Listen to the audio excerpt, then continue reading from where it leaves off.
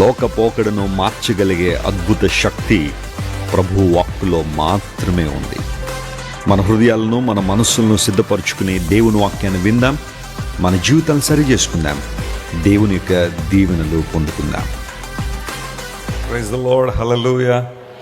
సంతోషంతో స్తోత్రం చెప్పండి. ఒకసారి మీ ప్రక్క తిరిగి మాట అడగండి, వాక్యం విందామని అడగండి. ఎస్, దేవుని మందిరానికి ఎందుకు వచ్చాం మనం? వాక్యం వినడానికి, ప్రభువును మనస్ఫూర్తిగా ఆరాధించడానికి. మరి మీలో ఎంతమంది ఆరాధన సమయంలో మీ హృదయాలు దేవుని సన్నిధిలో కృమ్మరిస్తున్నారో నాకే తెలియదు, కానీ when I observe some people, they are just pouring out their hearts before God. Bless Wesley గారు దేవుని ఆత్మ నింపుదలతో ఆరాధన చేస్తున్నప్పుడు మీలో చాలామంది దేవుని యొక్క ప్రసన్నతను అనుభవిస్తున్నారు, ఆయన మహిమను అనుభవిస్తున్నారు. అందుబట్టి నేను చాలా ప్రభువును స్తుతిస్తున్నాను. మరి కొంతమంది ప్రైజ్ అండ్ వర్షిప్ అయిపోయిన తర్వాత వస్తున్నారు. We ask you to come before praise and worship. రండి, దేవుని మందిరంలో స్తుతి ఆరాధనలు కూడా పాల్గొనండి. మీ చింతలు, మీ బాధలన్నీ ప్రభువు మీద వేసే సమయం అది. దేవుడు మనతో మాట్లాడుతున్నారు. ప్రతి ఆదివారం 3 ఆరాధనలు మన సంఘంలో జరుగుతున్నాయి. మీలో చాలామంది ఆధ్యాత్మికంగా బలపడుతున్నారు. ప్రియుడా, నువ్వు ఆత్మలో వర్ధిల్లితే అన్ని విషయాల్లో వర్ధిల్లుతావు. ఇది మన సంఘంలో మనం ప్రధానంగా ప్రకటించే మాట. స్పిరిచువల్ ప్రాస్పెరిటీ ఎప్పుడైతే మనలో ఉంటుందో దేవుడు అన్ని విషయాల్లో మనకు అభివృద్ధినిస్తాడు. కనుక ప్రతి ఒక్కరు శ్రద్ధగా దేవుని మాటలు వినాల్సిందిగా మనం చేస్తున్నాను. మరి ఈరోజు మన మధ్యకు మన ప్రియులు సీతా గారు మన మధ్యకి రావడం చాలా సంతోషం. Thank you ma'am for coming to Christ worship centre. నా మెసేజ్ అయిన తర్వాత వారు క్లుప్తంగా సాక్ష్యాన్ని మరియు శుభాకాంక్షలు తెలియజేస్తారు. దేవుడు వారిని చాలా ఉన్నతమైన స్థితిలో ఉంచారు. వారి డిపార్ట్మెంట్లో వారు మనతో ఉండడం చాలా సంతోషకరం. అండ్ చాలామంది బహుశా ఇదే మొదటిసారి దేవుని మందిరానికి వచ్చి ఉండొచ్చు. మీ అందరికీ ప్రేమపూర్వక ఆహ్వానం అందిస్తున్నాం. దేవుడు మిమ్మల్ని దీవించి బలపరిచి ఆశ్రయించును గాక. జీవం గల సంఘంలో నాటబడండి. ప్రతి ఆదివారం క్రమంగా రండి. వాక్యంలో మీరు బలపడండి. వాక్య సంబంధ జీవంలో కొనసాగండి. ప్రభు మీ జీవితంలో మేలు చేస్తారు. ఓ ప్రాంతంలో 2 భార్యాభర్తలు ఉన్నారట. జాగ్రత్త వినండి. భార్యాభర్తల మధ్య అప్పుడప్పుడు కొన్ని ఫన్నీ కాన్వర్జేషన్స్ జరుగుతూ ఉంటాయి. అందరూ ఇలా ఉంటారని అంటలేదు, కానీ కొన్ని కుటుంబాల్లో బహుశా ఇలాంటివి ఉండొచ్చేమో. భార్య భర్త దగ్గరికి వచ్చి అడిగింది ఒక ఆదివారం సాయంకాలం, ఏమండి, నేను ఒక 4 రోజులు కనబడకపోతే మీకు ఎలా ఉంటుందండి అని అడిగింది. ఆమె ఆ ప్రశ్న అడిగినప్పుడైనా ఈయన కొంచెం ఆలోచన చేయాలి కదా. సరే, ఆయన హృదయంలో ఉన్న విషయాలన్నీ బయటపెట్టేశాడు. 4 రోజులు నువ్వు కనబడకపోతే that will be excellent, mind blowing, చాలా సంతోషంగా, చాలా ఆనందంగా ఉంటారు 4 రోజులు అన్నాడు. ఆయన అన్నట్టుగానే సోమవారం భార్య కనబడలేదు, మంగళవారం భార్య కనబడలేదు, బుధవారం భార్య కనబడలేదు, గురువారం మెల్లమెల్లగా కళ్ళు తెరవడం ప్రారంభించాడు. భార్య కనబడింది ఆ రోజు. ఆదివారం సాయంకాలం ఆయన 2 కళ్ళు మీద కొట్టేసింది గరిటె పట్టుకొని. ఆ మిగతా 3 రోజులు అవి ఏం చేయలేదు, కనబడలేదు. కొన్నిసార్లు కొంతమంది కొన్ని ప్రశ్నలు అడిగినప్పుడైనా ఈ ప్రశ్న ఎందుకు అడుగుతుందని ఆ లోతైన భావాన్ని అర్థం చేసుకోకుండా సమాధానం చెప్పేసి ఇబ్బందులు పడేవాళ్ళు చాలామంది ఉన్నారు. భార్యాభర్తల బంధమైన, కుటుంబంలో అన్నదమ్ముల మధ్య బంధాలైనా, అక్క చెల్లెళ్ళ మధ్య బంధాలైనా, తోడి కోడళ్ళ మధ్య బంధాలైనా, స్నేహితుల మధ్య బంధమైనా స్థిరంగా ఉండాలి అంటే ఆ బంధంలో ప్రభువు ఉండాలి, దేవుని వాక్యం ఉండాలి. వాక్యానికి చోటిచ్చిన చోట కుటుంబ పరిస్థితులు సవ్యంగా ఉంటాయి, ప్రశాంతంగా ఉంటాయి. అలా కాని పక్షంలో అపవాది ప్రతి చోట అల్లరికి కర్త గనుక ప్రతి బంధాన్ని చెడగొట్టాలనే అపవాది ప్రయత్నం చేస్తాడు. కడవరి దినాల్లో దేవుడు మీకు ఇచ్చిన బంధాలు కాపాడుకోండి. మీ కుటుంబం, దేవుడు మీకు ఇచ్చిన భర్త లేదా భార్య, పిల్లలు, తల్లిదండ్రులు, తోబుట్టువులు, వారి మధ్య సామరస్యమైన, సమాధానయుక్తమైన సమయాన్ని మీరు కలిగి ఉంటే అనేక మందికి ఆశీర్వాదకరంగా, దీవెనకరంగా మీరు ఉంటారు. బైబిల్ తెరుద్దాం. ఈరోజు వాక్యాంశం కొరకు జకరియా గ్రంథం దగ్గరికి రండి. పాత నిబంధనలో జకరియా గ్రంథం 3వ అధ్యాయం 7వ వచనాన్ని నేను చదువుతాను. దయచేసి బైబిల్ ఉన్న వారందరూ తెరిచి చూడాల్సింది మనం చేస్తున్నాను. పాత నిబంధనలో 778వ పేజీ, 778th page in the old testament. జకరియా గ్రంథం 3వ అధ్యాయం 7వ వచనాన్ని చదువుకుందాం. సైన్యములకు అధిపతియగు యెహోవా సెలవిచ్చినదేమనగా, నా మార్గములలో నడుచుచు నేను అప్పగించిన దానిని భద్రముగా గైకొనిన ఎడల నీవు నా మందిరము మీద అధికారివై నా ఆవరణములను కాపాడు వాడవగుదువు. మరియు ఇక్కడ నిలవబడు వారికి కలిగినట్లు నా సన్నిధిని నిలుచు భాగ్యము నీకిత్తును. అందరూ ఈ మాట నాతో చెప్పండి, నా సన్నిధిని నిలుచు భాగ్యము నీకిత్తును. మరి ఇప్పుడు మేము కూర్చున్నాం కదండి అంటారేమో, నిలుచు భాగ్యాన్ని ఇస్తానన్నాడు, మేము అందరం కూర్చోబెట్టారేంటండి. దీనిలో ఉన్న ఆధ్యాత్మిక అర్థాన్ని గమనిద్దాం. జకరియా గ్రంథం ప్రియులారా, బైబిల్ గ్రంథంలో చిన్న ప్రవక్తలు రాసిన గ్రంథాల్లో చాలా ప్రాముఖ్యమైన గ్రంథం. ఇట్స్ ఎ ప్రాఫిటిక్ బుక్, ప్రవచనాలు కలిగిన గ్రంథం. జకరియా అనే దైవదాసుడు దేవుని ప్రవక్తగా ఉన్నాడు. మనందరికీ తెలుసు కదా, ఇశ్రాయేలు ప్రజలు 70 సంవత్సరాలు బబులోను చెరలో ఉన్న తర్వాత కోరేషు ద్వారా దేవుడు వారికి విడుదలిచ్చి ఒక్కొక్కరిగా కొన్ని గుంపులుగా వారు మరలా తిరిగి రావడం ప్రారంభించారు. వచ్చిన తర్వాత జకరియా మరియు హగ్గయి అనే ప్రవక్తలను దేవుడు లేపుకున్నాడు. కారణం ఏంటంటే, ఆ కాలంలో జెరుబాబెల్ అండ్ జాషువా ఇలాంటి వాళ్ళందరూ కూడా దేవుని మందిరాన్ని కట్టాలని పునాది అయితే వేశారు. వేసిన తర్వాత మందిర పని ఆగిపోయింది. ఎవరి పనిలో వాళ్ళు బిజీగా ఉన్నారు, మందిరం పక్కన పెట్టేశారు. దేవుడు అన్నాడు, మీరు అభివృద్ధి పొందలేకపోవడానికి కారణం దేవుని మందిర పని నిర్లక్ష్య పెట్టారు. స్టార్ట్ ఇట్ అగైన్, మరలా ప్రారంభించండి, నేను మీకు తోడై ఉంటాను. ఆ పని పూర్తి అవ్వాలని దేవుడు చెప్పినప్పుడు, ఆ సందర్భంలో 16 సంవత్సరాలు దేవుని మందిర పని నిలిచిపోయినప్పుడు జకరియా మరియు హగ్గీని దేవుడు ఏర్పాటు చేసుకుని ఇశ్రాయేల్ ప్రజల్ని ప్రోత్సాహపరిచారు. మందిర పని జరగాలని వారిని బలపరచడానికి దేవుడు ఈ ప్రవక్తలను వాడుకున్నారు. ఆ సందర్భంలో జకరియా అనే ప్రవక్త చాలా అమూల్యమైన నిర్ణయాలు తీసుకున్నాడు. He was directed by God, guided by God and want people to complete the work of God. దేవుని పని పూర్తి చేయాలి అన్న ఆలోచన దేవుని ప్రజలకు ఇవ్వడానికి దేవుడు జకరియాను పురుకొల్పాడు. జకరియాతో పాటుగా కాంటెంపరీ అంటారు, అంటే ఆయనతో పాటుగా మరొక ఆయన ఉన్నాడు. ఈయన పేరు యెహోషువ. అందరూ చెప్పండి, యెహోషువ గ్రంథంలో ఒక ఆయన ఉన్నాడు. ఆయన కాదు, ఆయన వేరు, ఈయన వేరు. ఈయన్ని ద హై ప్రీస్ట్ జాషువా అని పిలుస్తారు, ప్రధాన యాజకుడైన యెహోషువ. ఇశ్రాయేల్ దేశంలో కొన్ని రకాలైన రోల్స్ ఉండేవి, కొన్ని రకాలైన పాత్రలు లేదా బాధ్యతలు. ఒకటి గవర్నెన్స్, ఆ ప్రజలను పరిపాలన చేయడానికి దేవుడు కొంతమంది అధికారులను నిలబెట్టాడు. ఈ కాంటెక్స్ట్లో మనం చదువుతుంటే జెరుబాబెల్ వాజ్ ద గవర్నర్. ఇశ్రాయేలు ప్రజలను, యూదా ప్రజలను పురుకొల్పడానికి మరియు వారిని నడిపించడానికి అధికారిగా జెరుబాబెల్ ఉన్నాడు. మరి ఆ కాలంలో ప్రాఫిట్ ఎవరంటే జకరియా. ఇప్పుడు మనం చదివిన జకరియా అనబడే ఈయన ప్రాఫిట్గా ఉన్నాడు, ప్రవచనకర్తగా. ఆ తర్వాత Joshua, he was the high priest. దేవుని మందిరంలో లేదా దేవునికి సంబంధించిన పనులు జరిగించడానికి ప్రధాన యాజకుని బాధ్యత యెహోషువాకు ఉంది. ఈ ముగ్గురిని చూస్తూ ఉంటే, ఒక ఆయనేమో ప్రజల్ని పాలించేవాడు, మరొక ఆయన ప్రవచనాలు చెప్పువాడు, మరొక ఆయన మందిర పని నిర్వహించేవాడు. ఈ ముగ్గురు చాలా ప్రాముఖ్యమైన వ్యక్తులే. ఆ సందర్భంలో ప్రియులారా, దేవుడు యెహోషువతో మాట్లాడుతున్నాడు. యెహోవా దూత యెహోషువతో మాట్లాడిన సందర్భాలు, వాటిని జకరియా చూస్తున్నాడు. ఇవన్నీ ఆ 3వ అధ్యాయ ప్రారంభం నుండి మనం చూస్తూ ఉంటే 7వ వచనం దగ్గరికి వచ్చేసరికి the Lord was speaking to Joshua. యెహోషువతో దేవుడు మాట్లాడుతున్నాడు, ప్రధాన యాజకునితో దేవుడు మాట్లాడుతూ అన్నాడు, నీవు నా సన్నిధిలో నిలిచే భాగ్యాన్ని నీకు ఇస్తాను. ఎప్పుడు అంటే, నేను నీకు అప్పగించిన దానిని నువ్వు భద్రంగా కాపాడాలి. ఆ తర్వాత నా మార్గములలో నీవు నడవాలి. అలా నడిస్తే నా సన్నిధి నిలిచి భాగ్యాన్ని నీకు ఇస్తాను, నీవు నా మందిరం మీద అధికారివై ఉంటావు అని దేవుడు ఒక చక్కని వాగ్దానముతో కూడిన ఆజ్ఞను అక్కడిచ్చాడు. బైబిల్లో ఎప్పుడు కూడా ఈ కాంబినేషన్ మనం చూస్తాం. దేవుని యొక్క మాట, ఆ మాటకు లోబడితే మనకు వచ్చే ప్రయోజనం. ఈ రెండు బైబిల్లో ప్రతి చోట మనకు కనబడుతూనే ఉంటుంది. కొన్ని సందర్భాల్లో బైబిల్లోంచి మనం కొన్ని వాగ్దానాలు తీసుకుంటూ ఉంటాం, లేదా కొన్ని వాగ్దానాలు క్లెయిమ్ చేస్తూ ఉంటాం.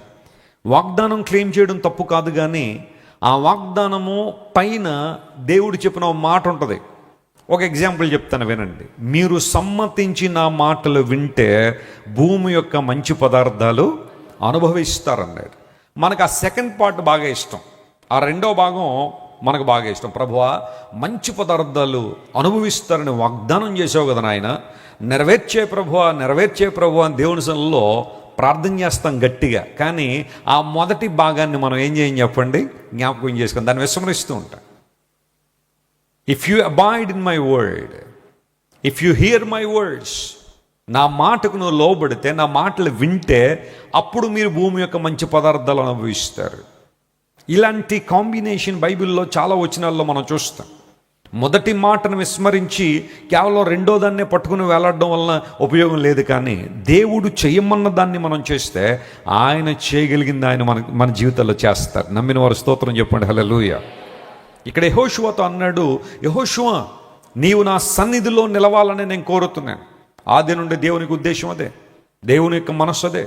మనందరం కూడా ఆయన సన్నిధిలో ఉండాలని, ఆయన సన్నిధిలో నిలవాలని దేవుడు ఆశించాడు.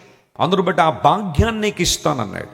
ఈ లోకంలో అన్ని భాగ్యముల కన్నా దేవుని సన్నిధిలో నిలిచి ఉండడమే గొప్ప భాగ్యం. Praise the Lord. మీరు కొన్ని మంచి ప్లేసులు మిస్ అయిపోతున్నారు, దేవుని స్తోత్రం చెప్పే ప్లేసులు.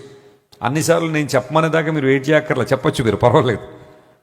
ఈ లోకంలో అన్ని భాగ్యముల కన్నా గొప్ప భాగ్యము దేవుని సన్నిధిలో నిలిచి ఉండడమే. హల్లెలూయా. చాలామంది లోకంలో తమకున్న ఆధిక్యతలను బట్టి అతిశయపడే వాళ్ళు ఉన్నారు. భౌతికంగా మా స్థానం అదండి, మా స్థితి అదండి, మా కులం అదండి, మా మతం ఇదండి, మా ప్రాంతం అదండి, మేము ఉండే ప్లేస్ ఇదండి, మా రేస్ ఇదండి, మా ఫేస్ ఇదండి అని చెప్పి కొంతమంది తమకున్న వాటిని బట్టి గర్వించేవాళ్ళు లేదా ఉండొచ్చేమో. కానీ the greatest privilege and honour is to be present in the presence of God. దేవుని సన్నిధిలో నిలిచి ఉండడం కన్నా గొప్ప ఆధిక్యత జీవితంలో మరొకటి లేదు. సన్నిధి అనే మాట హిబ్రూ భాషలో పానీం అనే పదం వాడారు. అంటే ఎక్కువ సార్లు పాత నిబంధనలో పానీయం అనే పదమే మనం చూస్తాం సన్నిధి అన్న చోట. కొంతమంది అడుగుతుంటారు, వెస్లీ గారు, బైబిల్లో అక్కడక్కడ దేవుని సన్నిధి అని ఉంటుంది కదండి, సన్నిధి అంటే అర్థం ఏంటండి అని అడుగుతారు చాలామంది. సన్నిధి అంటే మందిరమా? సన్నిధి అంటే ఏదైనా ఒక డెసిగ్నేటెడ్ ప్లేసా? సన్నిధి అంటే ఏదైనా ఒక ప్రాంతమా? ఏంటండి దాని గురించి ఒక క్లారిఫికేషన్ కావాలని కొంతమంది అడుగుతుంటే, మనం ఆ హిబ్రూ పదాన్ని పట్టుకుంటే సరైన అర్థం మనకు వచ్చేస్తుంది. పానీం అనే పదానికి అర్థం ఏంటంటే staying in somebody's presence while seeing their face. అది దాని అర్థం. అంటే ముఖాముఖిగా ఒక వ్యక్తిని చూడగలిగే ప్రాంతం అన్నమాట. ఫర్ ఎగ్జాంపుల్, ఇప్పుడు మీరు అందరూ నన్ను చూస్తున్నారు అనుకోండి, ఇప్పుడు టెక్నికల్గా మాట్లాడాలంటే మీరందరూ నా ప్రెజెన్స్లో ఉన్నారని అర్థం. మీకు అర్థమైంది అన్నమాట. ఇప్పుడు దేవుని సన్నిధి అంటే అర్థం ఏంటి? దేవుణ్ణి ముఖాముఖిగా చూసే స్థలం, ఆయన తాకిడిని అనుభవించే స్థలం, ఆయనతో సహవాసం చేసే స్థలం. That could be a church, that could be any place where you meet your God in prayer while reading the scripture. లేఖనాలను చదువుతున్నప్పుడు దేవుని ముఖంలోనికి నువ్వు తొంగి చూడగలిగే అనుభవం. ప్రార్థన చేస్తున్నప్పుడు నీ భౌతిక నేత్రాలు మూసి మనోనేత్రాన్ని తెరిచినప్పుడు దేవుని యొక్క మహోన్నతమైన అనుభవాలను, ఆయన మహత్తును చూసే అనుభవం. That is called panim. Panim means seeing somebody face to face. ముఖాముఖిగా మనం చూడగలిగే ఆ వ్యక్తి ప్రెజెన్స్లో మనం ఉండడం. రెండవ అర్థం ఏంటి అంటే, సన్నిధి అన్న చోట పరిధి అనే మాట, ద బౌండరీ, దేవునికి సంబంధించిన పరిధి, అవధులు. అంటే దేవుడు లేని స్థలం అంటూ ఏది లేదు. కానీ కొన్ని బైబిల్ గ్రంథంలో దేవుని సన్నిధి అని ఉదాహరించబడినప్పుడు ఈ అర్థం కూడా రాయబడింది. దేవుని పరిధిలో ఉండడం, ఆయన చిత్తములో ఉండడం, ఆయన విజిలెన్స్లో ఉండడం, ఆయన కనుచూపులో మనం ఉండడం, అది కూడా దేవుని సన్నిధిలో ఉండడమే అనే విషయాన్ని లేఖనాలు ధృవీకరించాయి.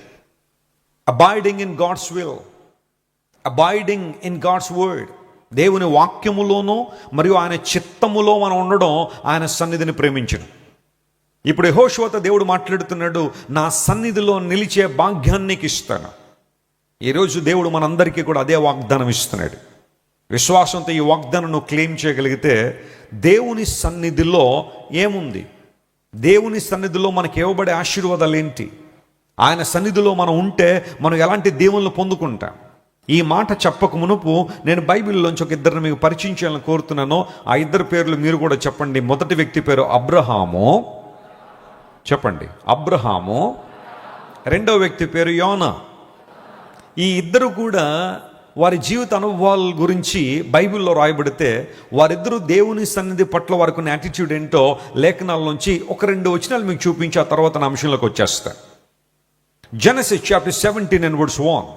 ఆదికాండం 17వ అధ్యాయం మొదటి వచనం మనం చదివితే బైబిల్లో ఈ మాట రాయబడింది. అబ్రాము 99 ఏండ్ల వాడైనప్పుడు 99 ఏండ్ల వాడైనప్పుడు యెహోవా అతనికి ప్రత్యక్షమై నేను సర్వశక్తిగల దేవుడును నా సన్నిధిలో నడుచుచు, చెప్పండి ఎక్కడ నడవాలని అడుగుతున్నాడు ప్రభు. నా సన్నిధిలో నడుచుచు నీవు నిందారహితుడివై ఉండాలా. You must cultivate a blameless character while you serve me. నన్ను వెంబడిస్తున్నప్పుడు నీలో నిందారహితుడిగా ఉండాలి. నింద పడడానికి కూడా అవకాశం నువ్వు ఇవ్వకూడదు. నేనంతా బాగానే ఉండి వెసిలి గారు అయినా నిందలు వేస్తున్నారండి అంటే తర్వాత సంగతి అది. కానీ నీలో ఏదైనా లోపం ఉందా, నీలో ఏదైనా పాపం ఉందా, దేవునికి ఏదైనా అంశం ఏదైనా ఉన్నప్పుడు ప్రజలు గనక అక్కడ వేలెత్తి చూపిస్తున్నారంటే నువ్వు వారి మీద పెద్ద నోరేసుకుని పడిపోవాలని కాదు, అక్కడ నువ్వు సరి చేసుకోవాలి. అక్కడ నిందలు ఏమీ లేకుండా వేయిస్తే తర్వాత సంగతి. కానీ నీలో ఏదైనా పొరపాటు ఉండి ఎవరైనా మాట్లాడుతున్నారంటే అక్కడ నువ్వు సరి చేసుకోవాలి. దేవుడు అన్నాడు, అబ్రామా 99 సంవత్సరాలు నీకు వచ్చేసాయి. You are very close to the promise. అయితే నేను నిన్ను కోరుకుంటుంది ఏంటో తెలుసా? నా సన్నిధిలో నువ్వు నడవాలి. ప్రభువా నడవలేదా ఇంతకాలం నీ సన్నిధిలో? am I not rejoicing in your presence so far? దేవుడు అన్నాడు, అబ్రహామా ఎక్కడో చిన్న అలైన్మెంట్లో తేడా వచ్చింది. అబ్రహాం 86వ సంవత్సరంలో హాగరును అబ్రహాము తీసుకువెళ్ళిన తర్వాత హాగరు ద్వారా ఇష్మాయేలు పుట్టాడు. అప్పటి నుంచి 99 సంవత్సరాలంటే 13 సంవత్సరాల సమయంలో అబ్రహాం యొక్క మనస్సు బహుశా దేవుని డైవర్ట్ అయిందేమో, వాగ్దానాల నుంచి తప్పుకుందేమో. ఇంక ఇష్మాయేలే వాగ్దాన పుత్రుడు. దేవుడు ఎలాగే ఇష్మాయేల్ని హాగర్ ద్వారా ఇచ్చాడు కాబట్టి ఇంక ఇతనే నా సర్వస్వం అని బహుశా అబ్రహాము సాటిస్ఫై అయిపోయి ఉండొచ్చు. కానీ దేవుడు అన్నాడు, no Abraham, you should fix your eyes on the promise that I have given you and I will bless you through Sarah. I will give a promise son through Sarah. హాగరు ద్వారా పుట్టిన కుమారుడు ఇష్మాయేలు వాగ్దాన పుత్రుడు కాదు. శారమ్మ ద్వారా కలగబోతున్న కుమారుడు వాగ్దాన పుత్రుడై ఉంటాడు. Are you still believing in my word? నా మాట మీద ఇంకా నీకు విశ్వాసం ఉందా? అయితే నా సన్నిధిలో ఉన్నాడు. Walk in my presence and be blameless. 17వ అధ్యాయంలో దేవుడు అబ్రాము పేరు మార్చాడు. అబ్రామును దేవుడు అబ్రహాముగా మార్చాడు. Praise the Lord, hallelujah. అబ్రాము అనే మాటకు ఎగ్జాల్టెడ్ ఫాదర్ అని అర్థం, హెచ్చింపబడిన తండ్రి అని. బహుశా అబ్రహాముకి ఆ పేరు పెట్టినప్పుడు తెరహు ఆయన ఉద్దేశం ఏంటంటే నా కుమారుడు హెచ్చింపబడేవాడుగా ఉండాలి. కానీ తెరహు యొక్క కుటుంబ పరిస్థితి బాగాలేదు. అబ్రహాము పెరిగిన వాతావరణం మంచిది కాదు. తెరహు విగ్రహారాధన చేసేవాడు. విగ్రహారాధన పరిస్థితిలో తెరహు ఉన్నప్పుడు అబ్రహాము కూడా బాల్యం బహుశా విగ్రహారాధనలోనే గడిచింది. కల్దీయ జ్ఞానంలోనే కలిసింది. కల్దీయ మాంత్రిక శక్తుల చుట్టే బహుశా వారు తిరిగి ఉండొచ్చు.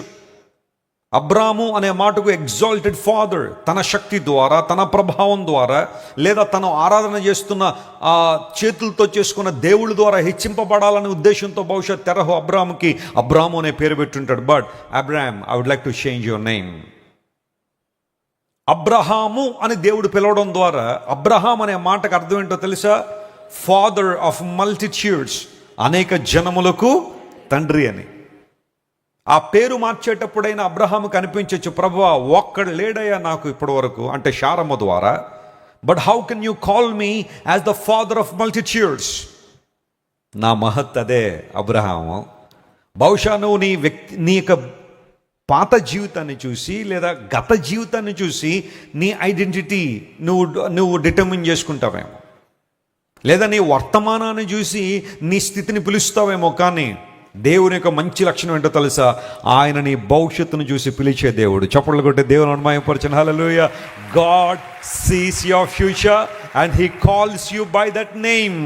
దేవుడు నీ భవిష్యత్తు ఎరిగిన వాడు కనుక నీ భవిష్యత్తులో నువ్వు పొందే ఆశీర్వాదాన్ని బట్టే ఈరోజు దేవుడు నిన్ను పేరు పెట్టి పిలుస్తాడు. హల్లెలూయా.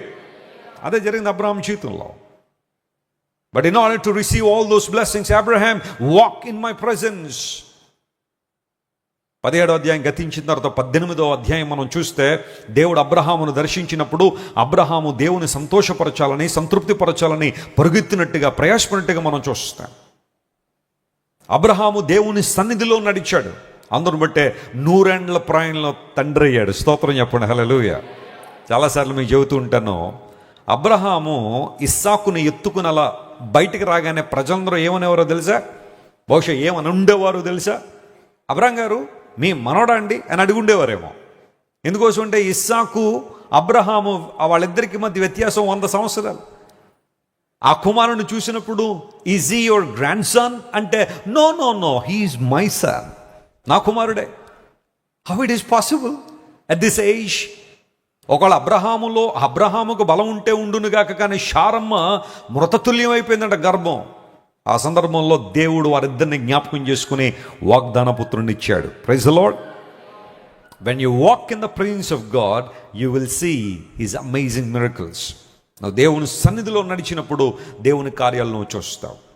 బట్ యోనా దగ్గరికి వద్దాం. యోనా పరిస్థితి ఏంటో ఒకసారి పరిశీలన చేద్దాం. చూడండి, లేఖనాల్లో మనం చదివితే యోనా గ్రంథంలో ఒక మాటను మీకు పరిచయం చేస్తాను. 1వ అధ్యాయం 10వ వచనం తీయండి ఒకసారి. The book of Zona chapter 1 and verse 10 the Bible says, తాను యెహోవా సన్నిధిలో నుండి పారిపోవచ్చున్నట్టు. చూడండి, ఈ ఒక్క మాట చాలు. యోనా ఎక్కడి నుంచి పారిపోతున్నాడంట? ఏమైంది యోనా? నీకు బానే ఉండేవాడు కదా ఇంతవరకు, దేవుని ప్రవక్త అనే పేరుంది. You are called as a prophet of God. Jonah, what happened? I'm running from the presence of God. దేవుని సన్నిధిలో నుండి యోనా ఏమైపోతున్నాడు? పారిపోతాడు. అంటే దేవుని సన్నిధిలో నుండి పారిపోతాడంటే అర్థం ఏంటి? దేవుడు చెప్పిన మాటకు లోబడక ఆయన చిత్తములో నుండి యోనా ఏమైపోతున్నాడు? పారిపోతున్నాడు. అందును బట్టే పానీయం అనే మాటకు రెండో అర్థం చెప్పాను. దేవుని యొక్క పరిధి, ఆయన మనకు నియమించిన దర్శనము, ఆయన మనకిచ్చిన బాధ్యత, ఆయన మనకి తెలియచేసిన చిత్తము, దానిలో నుండి కనుక నువ్వు వెళ్ళిపోతున్నావు అంటే దాని అర్థం కూడా నువ్వు దేవుని సన్నిధిలో నుండి ఏమైపోతున్నావు అనమాట? పారిపోతున్నావు. ఏంటి దేవుని చిత్తం యోనా పట్ల అంటే, యోనా నీవు నినేవే పట్టణానికి వెళ్ళి దుర్గతి కలుగుతుందని ప్రకటించు. Proclaim the judgement of God upon that land. ఎందుకోసంటే వారు దేవుని దృష్టికి బహు దుర్మార్గులుగా ఉన్నారు, వారికి దుర్గతి ఉంది. నువ్వు వెళ్ళి ఆ విషయాన్ని ప్రకటించు. దేవుడు ఏదైనా ఒక వ్యక్తి మీద శిక్ష ప్రకటించేటప్పుడు లేదా ప్రకటించడానికి ముందు ఆయన మాటను బయలుపరుస్తారు, సువార్తను ప్రకటింపజేస్తారు. ఆ మాట జరిగింది. యోనాను వెళ్ళమంటే యోనా కొన్ని రీజన్స్ ఉన్నాయి కూడా. యోనా ఎందుకు నినెవేకి వెళ్ళలేదనే దాని మీద చరిత్రకారులు కొన్ని రీజన్స్ ఇచ్చారు. అవన్నీ ఇప్పుడు చెప్పాలన్న ఉద్దేశం కాదు, కానీ భయం కావచ్చు లేదా మరొక కారణం కావచ్చు. యోనా నినేవేకి వెళ్ళాల్సిన వాడు ఎక్కడికి వెళ్ళిపోతున్నాడు? తర్షీషు వెళ్ళిపోతాడు. ఈరోజు స్పెయిన్ అనే దేశం మీరు చూస్తే ఇంగ్లాండ్, ఆ తర్వాత పోర్చుగల్, స్పెయిన్ ఇవన్నీ కూడా ఒకే లైన్లో ఉంటాయి. ఆ స్పెయిన్ అనే దేశాన్ని అక్కడ ఉండేదన్నమాట తర్షీష్ అని. ఆ పూర్వ దినాల్లో ఆ ప్రాంతాన్నంతా కూడా తర్షీష్ అని పిలిచేవారు. లేదా ఇంగ్లాండ్ దగ్గర నుండి ఆ ప్లేస్ అంతా కూడా తర్షీష్ అని పూర్వదినాల్లో పిలిచేవారు. అయితే ఇప్పుడు ఎగ్జాక్ట్గా లొకేషన్ మనం ఐడెంటిఫై చేయాలంటే that will be in Spain. అక్కడికి ఓడ టికెట్ కొనేసుకుని యోనా వెళ్ళిపోతున్నాడు. దేవుని చిత్తములో నుండి వెళ్ళిపోయాడు. అందుకుగాను యోనా అనేక మందికి ఎలా మారాడు చెప్పండి? ఇబ్బందికరంగా మారాడు. ఆశీర్వాదకరంగా ఉండాల్సిన ప్రవక్త, దీవెనకరంగా ఉండాల్సిన వ్యక్తి అనేక మందికి ఎలా మారాడు? ఇబ్బందికరంగా మారాడు. తనను బట్టి ఓడంతా తెలియజేయాల్సిన పరిస్థితి వచ్చింది. చాలా ఓడలో ఉన్న గూడ్స్ అంతా బయటికి వేసేసారు. ఇంకా మనుషులు ఒక్కరు మిగిలేరు అంతే. తుఫానులో వాళ్ళందరూ బయట పడతామో లేదన్న భయంకర పరిస్థితి రావడానికి కారణం యోనా యొక్క అవిధేయత. అబ్రహాము విధేయత అబ్రహాముకి ఆశీర్వాదాన్ని తీసుకొచ్చింది, సమగ్రమైన జీవితాన్ని ఇచ్చింది, వాగ్దాన పుత్రుని కళ్ళారా చూడగలిగే ఆధిక్యతనిచ్చింది. ఎందుకంటే దేవుని సన్నిధిలో నడిచాడు అబ్రహాం. యోనా దేవుని సన్నిధిలో నుండి పారిపోయాడు కనుక ఎన్ని రకాలైన ఇబ్బందులు పడాలో ఒక వ్యక్తి అన్ని రకాల ఇబ్బందులు పడ్డాడు. మానసికంగా ఇబ్బంది పడ్డాడు, ప్రవక్తకున్న గౌరవం అంతా పోయింది. ఆయన ఏమని పిలిచారో తెలుసా? ఓయి నిద్రపోతా, ఓ మైటీ ప్రాఫిట్ ఆఫ్ గాడ్ అని పిలవాల్సిన ఆ చోట యోనాను ఏమని పిలిచారు తెలుసా? నిద్రపోతా. ఆ మాట విన్నప్పుడైనా యోనాకి ఏమొచ్చి ఉండాలా? బుద్ధి వచ్చి ఉండాలి. అరే, ఇప్పటిదాకా అందరూ ప్రవక్త గారు అని పిలిస్తే ఇప్పుడు నా టైటిల్ మారిపోయింది ఏంటి? నిద్రపోతా అని పిలుస్తున్నారు. నీ జీవితంలో ప్రభువుకి వ్యతిరేకంగా వెళ్ళినంతకాలం నీ పరువు పోయింది, నీ ఆస్తి పోయింది, నీ ఆరోగ్యం పోయింది. కానీ ఎప్పుడైతే నువ్వు దేవుని సన్నిధిలో నడవడానికి తీర్మానం చేసుకుంటావో, నా సన్నిధిలో నిలిచి భాగ్యము నీకు ఇస్తాను అని ఆనాడు ప్రధాన యాజకుడిని యెహోషువకు దేవుడు ఇచ్చిన వాగ్దాన ప్రకారం నువ్వు దేవుని సన్నిధిలో నిలిచి ఉంటావో, ఇప్పుడు చెప్తా దేవుని సన్నిధిలో ఎలాంటి ఆశీర్వాదాలు ఉన్నాయో లేదా ఎలాంటి అనుభవాలు ఉంటాయో అక్కడ మనం గమనిస్తే మొదటి మాట దగ్గరికి వద్దాం. చూడండి, దేవుని సన్నిధిలో ఏముంది లేదా ఏమున్నాయి? ఈ ప్రశ్న వేసుకుంటే 3 అనుభవాలు ఈరోజు నేను చాలా విషయాలు ఉన్నాయి మాట్లాడడానికి, కానీ ఒక 3 అనుభవాలు చెప్పేసి నా సందేశాన్ని ముగింపులో తీసుకొస్తాను. లూకా సువార్త 1వ అధ్యాయం దగ్గరికి రండి. దానిలో ఓ చక్కని మాట లేఖనాల్లో మనం చూస్తాం. లూకా సువార్త 1వ అధ్యాయము 68 నుండి 75 వరకు తెలుగు బైబిల్లో కలిసే ఉంది. అయితే ఇంగ్లీష్ బైబిల్లో ఒక్కొక్క వచనం విభజించబడి ఉంటుంది కాబట్టి టెక్నికల్గా 75వ వచనాన్ని మనం చదివితే, అంటే ఆ చివరి మాట 68 నుండి 75 వరకు ఒకే పారాగ్రాఫ్ అక్కడ ఉంది. చివరిలో ఆ మాట నేను చదువుతాను, జాగ్రత్త వినండి. మనము శత్రువుల చేతి నుండి విడిపించబడి మన జీవిత కాలమంతయు నిర్భయులమై ఆయన సన్నిధిని, చూడండి ఆ మాట అండర్లైన్ చేసుకోండి, నిర్భయులమై ఆయన సన్నిధిని పరిశుద్ధముగాను నీతిగాను ఆయనను సేవింపను అనుగ్రహించుటకు ఈ రక్షణ కలుగజేసెను. స్తోత్రం చెప్దాం ఒకసారి, హల్లెలూయా. ఇక్కడ నేను హైలైట్ చేయాలనుకున్న అంశం ఏంటంటే, దేవుని సన్నిధిలో నిర్భయులమై ఆయనను సేవింపను. హల్లెలూయా. చెప్పండి, దేవుని సేవించడానికి మనకి ఏముండాలా? ధైర్యం ఉండాలి. ఒకప్పుడు మనకి ఈ ధైర్యం లేదు, భయంతో ఉన్నాం. నిర్భయ జీవితం మనకి లేదు. ఒకప్పుడు భయముతో నింపబడిన జీవితం. దేవుని సన్నిధికి రావాలంటే భయం, దేవుని ఆరాధించాలంటే భయం. కానీ యేసుక్రీస్తు ప్రభువారి లోకానికి రావడం ద్వారా, మనందరి కోసం సిలువలో ఆయన మరణించడం ద్వారా దేవుని సన్నిధిలోనికి మనందరం ప్రవేశించడానికి కావలసిన ధైర్యము ప్రభు అని యేసుక్రీస్తు ద్వారా మనకు అనుగ్రహించబడింది. ఇప్పుడు నిర్భయులమై దేవుని ఏం చేస్తున్నాం? మనం సేవిస్తున్నాం. దేవుని సాన్నిధ్యంలో ఏముందంటే ఆయన్ని సేవించే అనుభవం ఉంది, ఆయన ఆరాధించే అనుభవం ఉంది, ఆయన్ను ప్రస్తుతించే అనుభవం ఉంది, ఆయన్ను సన్నుతించే అనుభవం ఉంది. ఈరోజు అలాంటి అనుభవం మనం ఎదుగుదామా?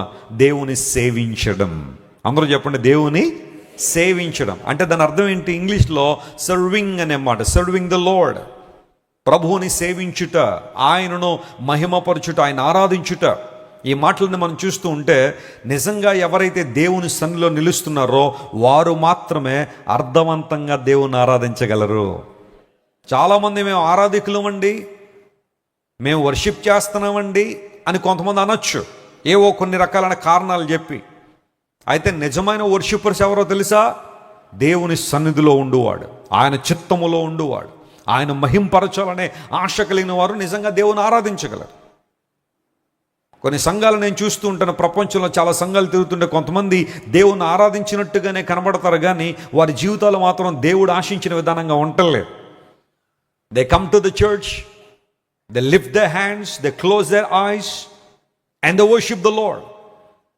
ఒక మందిరంలోకి వచ్చి 2 చేతులు ఎత్తి కళ్ళు మూసుకుని పాడుతున్న పాటలో ఏకీవించి ఇంటికి వెళ్ళిపోవడమే ఆరాధన చేయడం అనుకుంటారు చాలామంది. అది ఆరాధన కాదు నేను అంటల్లా, కానీ అది ఆరాధనలో ఒక భాగమే. నిజమైన ఆరాధన ఏంటో తెలుసా? నిన్ను నువ్వు సంపూర్ణంగా యేసయ్యకి సమర్పించేసుకోవడం. ప్రభువా, నీవు తప్ప నాకు మరెవరు లేరు నాయన, నీవేనా ఆధారం, నీవేనా ఆశ్రయం, నా ఆరాధనకు పాత్రుడు నీవే, నా స్తుతికి యోగ్యుడు నీవే, నా స్తోత్రానికి అర్హుడు నీవే, నా మహిమకు పాత్రుడు నీవే అని మనస్ఫూర్తిగా మాటలు చెప్పగలుగుతున్నావా? ఇప్పుడు నేను మాట చెప్తాను, వినండి. When you sing a song, feel it before you sing it. నువ్వేదైనా పాట పాడుతున్నావంటే ముందు ఆ పాటను నువ్వేం చేయాలా? ఫీల్ అవ్వాలి, అన్వయించుకోవాలి, అప్పుడు పాడాలి. పాడమంటున్నారు కదా అని చెప్పి పాడేయడం కాదు. ఆ పాటలో ఉన్న అర్థాన్ని గ్రహించాలా, ఆ అర్థం ప్రకారం అన్వయించుకుంటూ ఆ పాట పాడాలి. నా జీవితం అంతా నీకు అర్పిస్తున్నాను ప్రభు అని పాడేసి వెళ్ళిపోవడం కాదు. ఏం చేయాలి? దేవునికి మన జీవితాన్ని అప్పగించాలి. మన ఇష్టాన్ని చంపాల, దేవుని ఇష్టం నెరవేర్చబడాలనే ప్రాకులాట తపన మనలో ఉండాలి. ఆ సందర్భాల్లో చెబుతూ ఉంటాను. ఒక ఆమె పాస్టర్ గారి దగ్గరికి వచ్చి అడిగిందంట, అయ్యగారు అయ్యగారు అయ్యగారు అయ్యగారు ఏంటమ్మా, నేను ఒకడు మొక్కుకున్నానండి అన్న. ఈయన అనుకున్నారు, అమ్మ మొక్కు ఉందంటే ఏ బంగారపు గొలుసో నెక్లెస్సో వడ్డానో ఏదో మొక్కేసుకుని ఉంటుంది, మందుని కడదాం అనుకుంటున్నాం కదా, మన ఖర్చులను తీరిపోతాయని చెప్పి. అమ్మ ఏం మొక్కున్నావు అన్నాడు. ఆమంది పాట పాడతానని మొక్కున్నానంది. థ్యాంక్ గాడ్, ప్రసంగం చేస్తారని మొక్కుకోలేదు. ప్రసంగం చేస్తానని మొక్కుకుంటే ఇప్పుడు నా పరిస్థితి ఏంటో అనుకున్నాడే ఆయన. పాట పాడతామమ్మా, పాడే.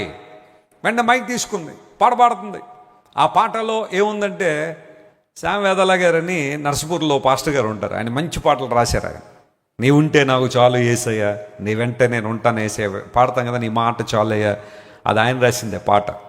ఆ తర్వాత ఇప్పుడు నేను చెప్పే పాట కూడా, నేనేమైనా ప్రభువా నిన్నే స్తుతిస్తాను, నాకేమున్నా ప్రభువా నీకర్పిస్తాను, నేనేమై ఉన్నానో అది నీ కృప వల్లనే ప్రభువా, నాకున్నదంతా నీవిచ్చిందే ప్రభు అనే పాట. చాలా బాగుంటుంది పాట. అప్పుడప్పుడు నేను కూడా పాడుతూ ఉంటాను ఆ పాట. సరే, ఈమె పాట ఎత్తుకుంది, పాడిందే పాడి అందులో 3 వచనాలు ఉంటాయి, 1 2 సార్లు పాడి 6 సార్లు పాడేసి పాట అయిపోయిన తర్వాత అయ్యగారు కానుక తీసుకుని దేవుని సేవలో వాడేయండి అందంట.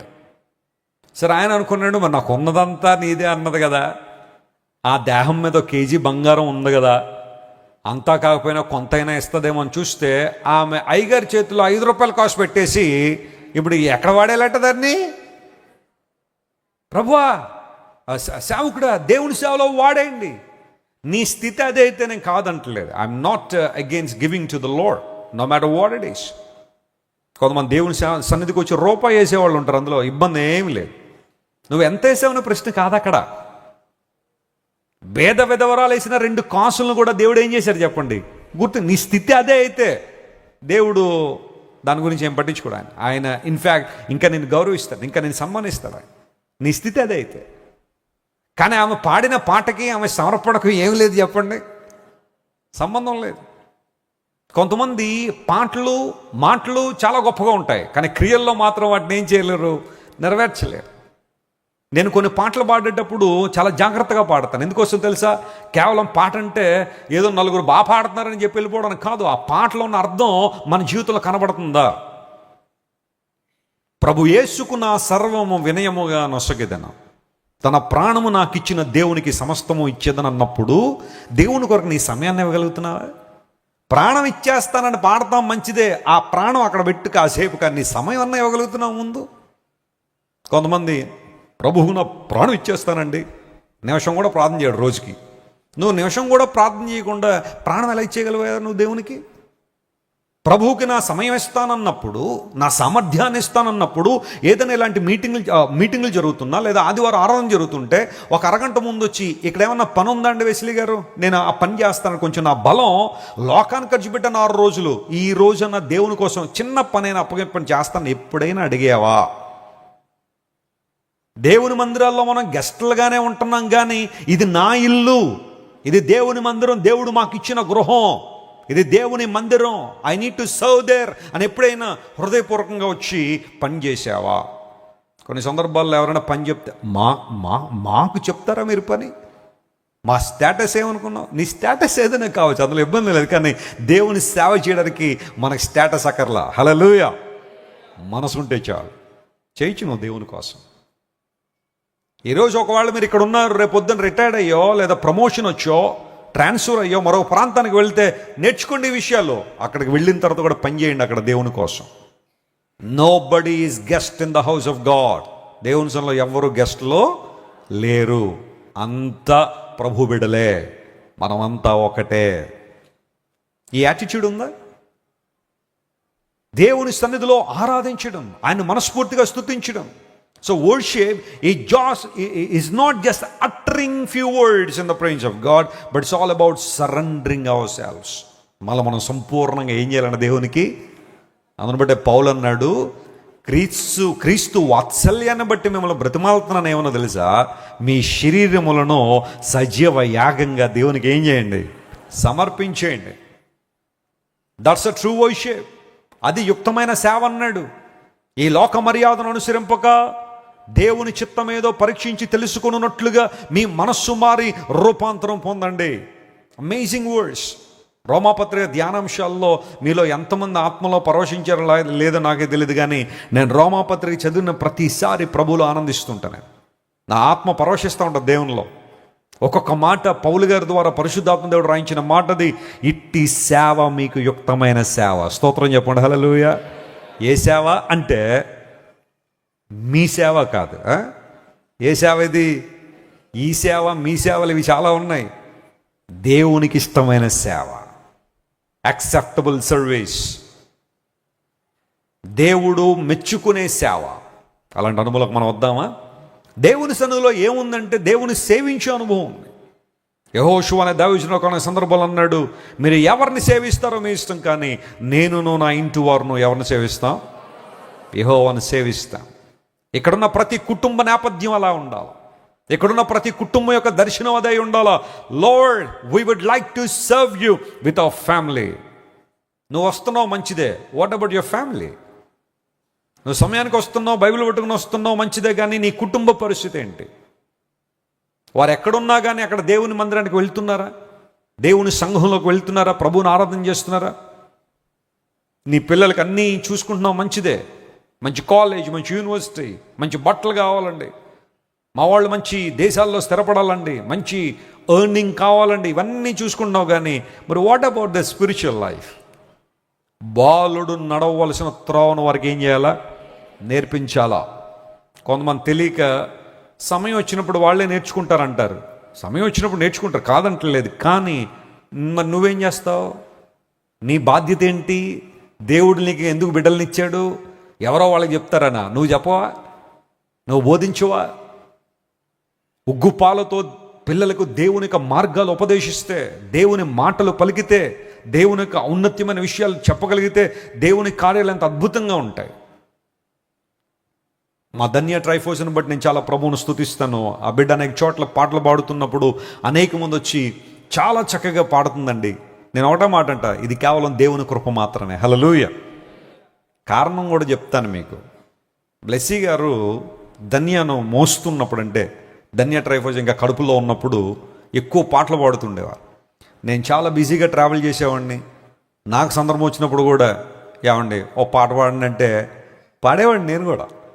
ఆ బిడ్డ లోపల నుంచి వింటదన్న విశ్వాసం మాకుంది.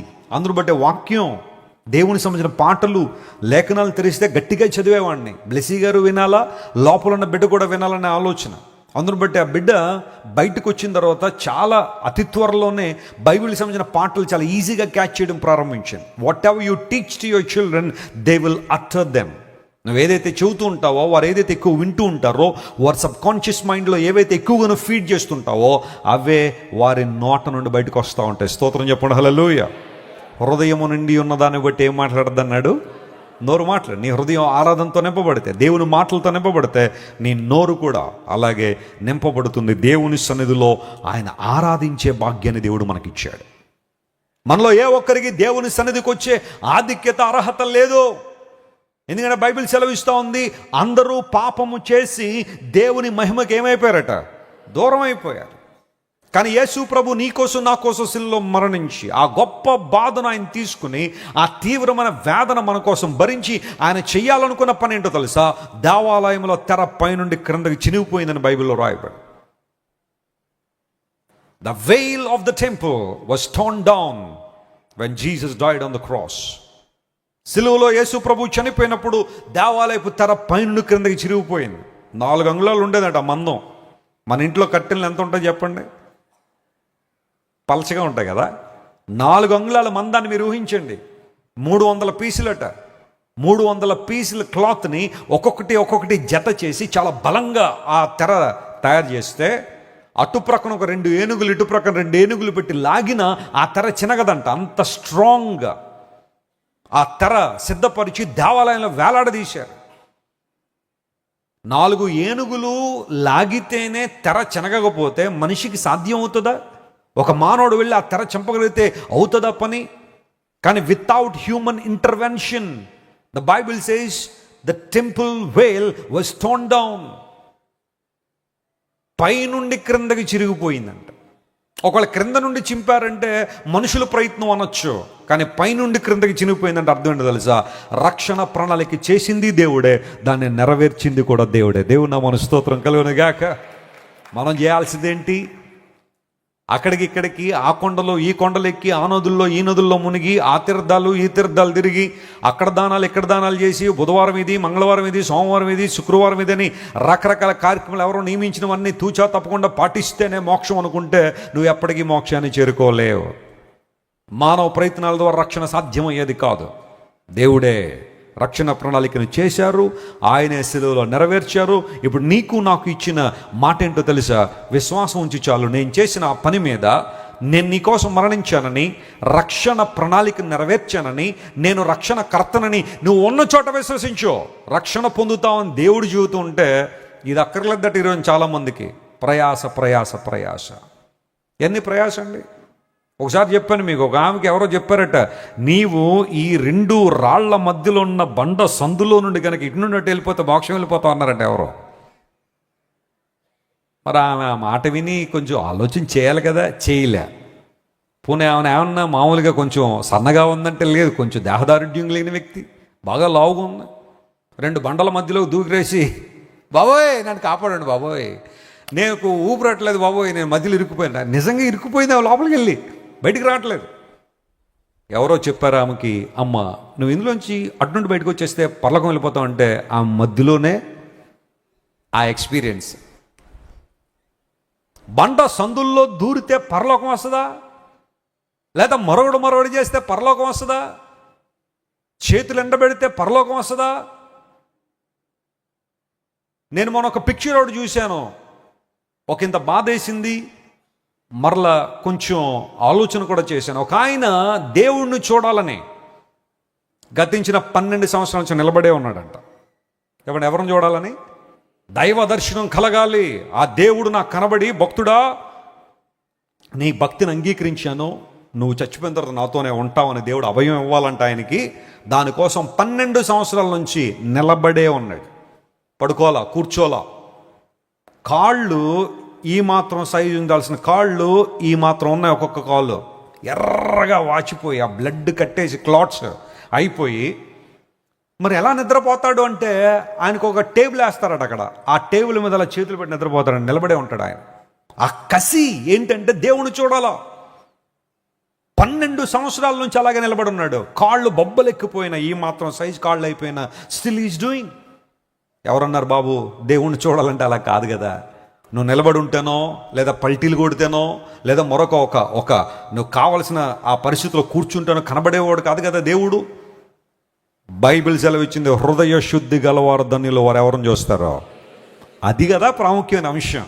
నువ్వు నిలబడితేనో, కూర్చుంటేనో, మొగ్గలేస్తానో దేవుడు కనబడతాడని బైబిల్లో లేదో. The Bible says blessed are the pure in heart for they will see God. దేవుని చూడాలంటే హృదయ శుద్ధి ఉండాలా. ఆయన సేవించే అనుభవంలోకి మనం వచ్చాం. అందును బట్టే ఆయన సన్నిధిలో ఆయన సేవించే అనుభవం ఉంది. హల్లెలూయా. 2వ అంశం దగ్గరకు వద్దాం. చూడండి, దేవుని సన్నిధిలో ఏముంది అని ఆలోచన చేస్తే యెషయా గ్రంథం 9వ అధ్యాయం 3వ వచనం జరిగిన the book of Isaiah chapter 9:3 the Bible says. చదవండి, యెషయా గ్రంథం 9వ అధ్యాయం 3వ వచనం. నీవు జనములను విస్తరింపచేయుచున్నావు, వారి సంతోషమును, ఆ మాట అండర్లైన్ చేసుకోండి, వారి సంతోషమును వృద్ధిపరచుచున్నావు. కోత కాలమున మనుషులు సంతోషించినట్లు దోపుడు సొమ్ము పంచుకొనువారు సంతోషించున్నట్లు వారు నీ సన్నిధిని సంతోషించుచున్నారు. ఆ మాట అండర్లైన్ చేసుకున్నారా? ఎవరి సన్నిధిని సంతోషిస్తున్నారట? వాళ్ళు నీ సన్నిధిని సంతోషిస్తున్నారు. 2వ అంశం, దేవుని సన్నిధిలో సంతోషం ఉంది. స్తోత్రం చెప్పండి, సంతోషంగా చెప్పండి. కొంతమంది దేవునిలో సంతోషం ఉంది అన్న విచారంతోనే కూర్చుని వాళ్ళు కొంతమంది ఉన్నారు. పక్కన పెట్టే విచారం అంతా పరిపూర్ణమైన సంతోషం, అర్థవంతమైన సంతోషం, పరిశుద్ధమైన సంతోషం ఎక్కడుంది? దేవుని సాన్నిధ్యంలో. ఇక్కడ యెషయా గ్రంథం 9వ అధ్యాయంలో చాలా మంచి వాగ్దానాలు ఉన్నాయి, ప్రవచనాలు కూడా ఉన్నాయి. వాగ్దానాల్లో ఒక మంచి వాగ్దానం ఏంటంటే, ఇప్పుడు మనం చదువుకున్నాం, వారు నీ సన్నిధిని సంతోషిస్తున్నారు. దానికి 2 పోలికలు చెప్పాడు. ఒకటి, కోతకాలమున మనుషులు ఏం చేస్తారట? సంతోషిస్తారు. నెల 1వ తారీఖున చాలామందికి ఏముండదు చెప్పండి? అది కూడా ఒకలాంటి ఇన్కమే కదా, ఇన్కమ్ వస్తుంది. నెలంతా పనిచేసిన తర్వాత 1వ తారీఖున శాలరీ రాగానే చెప్పండి ఏమొస్తుంది? సంతోషం. అయితే కొంతమంది అంటారు, ఉదయకాలం వస్తుంది సార్, సాయంకాలం అయిపోద్దండి ఆ సంతోషం అంత. ఎందుకోసం? ఈ అమ్మాయిలు అవి ఇవి మొత్తం అన్నీ చూసేసరికి శాలరీ రావడం అయితే చేతుల్లో చాలా ఎక్కువ వస్తుంది, కానీ ఆ 1వ తారీఖు సాయంకాలం పరసు చూస్తే మళ్ళీ అది ఎలా కనబడుతుంది? ఖాళీగానే ఉందండి. కోతకాలమున మనుషులకు సంతోషం ఉంటుందట. ఒక రైతు దగ్గరికి వెళ్ళండి. ఒక భూమిని సేద్యపరిచేటప్పుడు ఆ భూమిని దున్ని, ఆ తర్వాత విత్తనాలు వేసి, నాట్లు వేసిన తర్వాత ఆ పంట ఫలించినప్పుడు, ఆ పంట చేతికి వచ్చినప్పుడు, పైరు చేతికి వచ్చినప్పుడు ఆ రైతు ముఖాల్లో ఏముంటుంది చెప్పండి? సంతోషం. అదే పంట ఇంకొక వారం రోజులకు వస్తుందనగా ఒక అకాల వర్షం వచ్చేసి పంటంతా పోయిందనుకోండి, ఇప్పుడు ఏం చేస్తారు వాళ్ళు? సార్ 3 నెలల నుండి కష్టపడ్డామండి, 4 నెలల నుండి కష్టపడ్డామండి, ఆఖరికి పంట చేతికి వచ్చేసరికి ఈ పురుగులు కావచ్చు లేదా అకాల వర్షాలు మా పంటను పాడు చేశాయని ఆ పనులు పట్టుకుని రోడ్ల మీదకి వచ్చి ఏడ్చే రైతులు లేరా? నష్టం వచ్చినప్పుడు దుఃఖం ఉంది, కోతకాలమున సంతోషం ఉంది. ప్రభువా, నీ సన్నిధిని నీ ప్రజలు కోతకాలమున సంతోషించువారు ఎలాగైతే ఉంటారో, నీ సన్నిధిలో కూడా మా జీవితంలో అలాగే ఆనందం ఉంది. అనగా కోతకాలము అనగా the time that we receive something, we see the fruit of our labour. మన కష్టానికి, మన యొక్క హార్డ్ వర్క్కు ప్రతిఫలం చూసిన రోజు, ఆన్సర్ వచ్చిన రోజు, మన చేతులు నిండిన రోజు ఎలాగైతే సంతోషిస్తామో దేవుని సన్నిధిలో కూడా అలాంటి సంతోషం ఉందంటే అర్థం ఏంటో తెలుసా? దేవుడు మనకు అనుగ్రహించు వాడై ఉన్నాడు. Hallelujah. He gives whatever we need. ఆయన వైపు మనం చూసినప్పుడు ఆయన మనకు అనుగ్రహించే దేవుడై ఉన్నాడు. అందును బట్టే బైబిల్ సెలవిస్తూ ఉంది, కోతకాలంలో మనుషులు సంతోషిస్తారు. రెండోది ఏమన్నాడు తెలుసా? దానిలో దోపుడు సొమ్ము దొరికినప్పుడు మనుషులు ఏం చేస్తారట అంటే, ఇక్కడ దోపుడు సొమ్ము అంటే ఒక ఇంటికి వెళ్ళి దోచుకుని వచ్చేసి అప్పుడు ఆనందించడం కాదు అక్కడ అర్థం. ఇంగ్లీష్లో స్పాయిల్ అనే పదం వాడారు. యూజువల్గా అక్కడున్న నాకు అర్థమైంది ఏంటి అంటే, దోపుడు సొమ్ము దొరికినప్పుడు ఆనందిస్తారంటే అర్థం ఏంటంటే, నీకున్నది ఎవరైనా లాక్కి వెళ్ళిపోతే అది మరలా నీ దగ్గరికి వచ్చినప్పుడు నీకుండే ఆనందం ఉంటుంది చూసారా, అది చాలా గొప్ప ఆనందం. దోపుడు సొమ్ము అంటే అదే.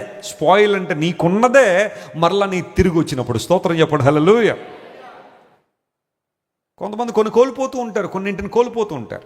తిరిగి వచ్చినప్పుడు చాలా సంతోషం. బిడ్డలను కోల్పోయే వాళ్ళు కొంతమంది ఉంటారు, ఎక్కడికో వెళ్తారు, రద్దీ ఉన్న ప్రాంతాల్లో బిడ్డలను పోగొట్టేసుకుంటారు. దుఃఖమే, వేదనే. మైక్స్ కనుకుంటే మైకులు అనౌన్స్మెంట్లు చేస్తారు, ఫలనవారు పిల్ల తప్పిపోయింది, కొంచెం దొరికితే ఇవ్వండి అని.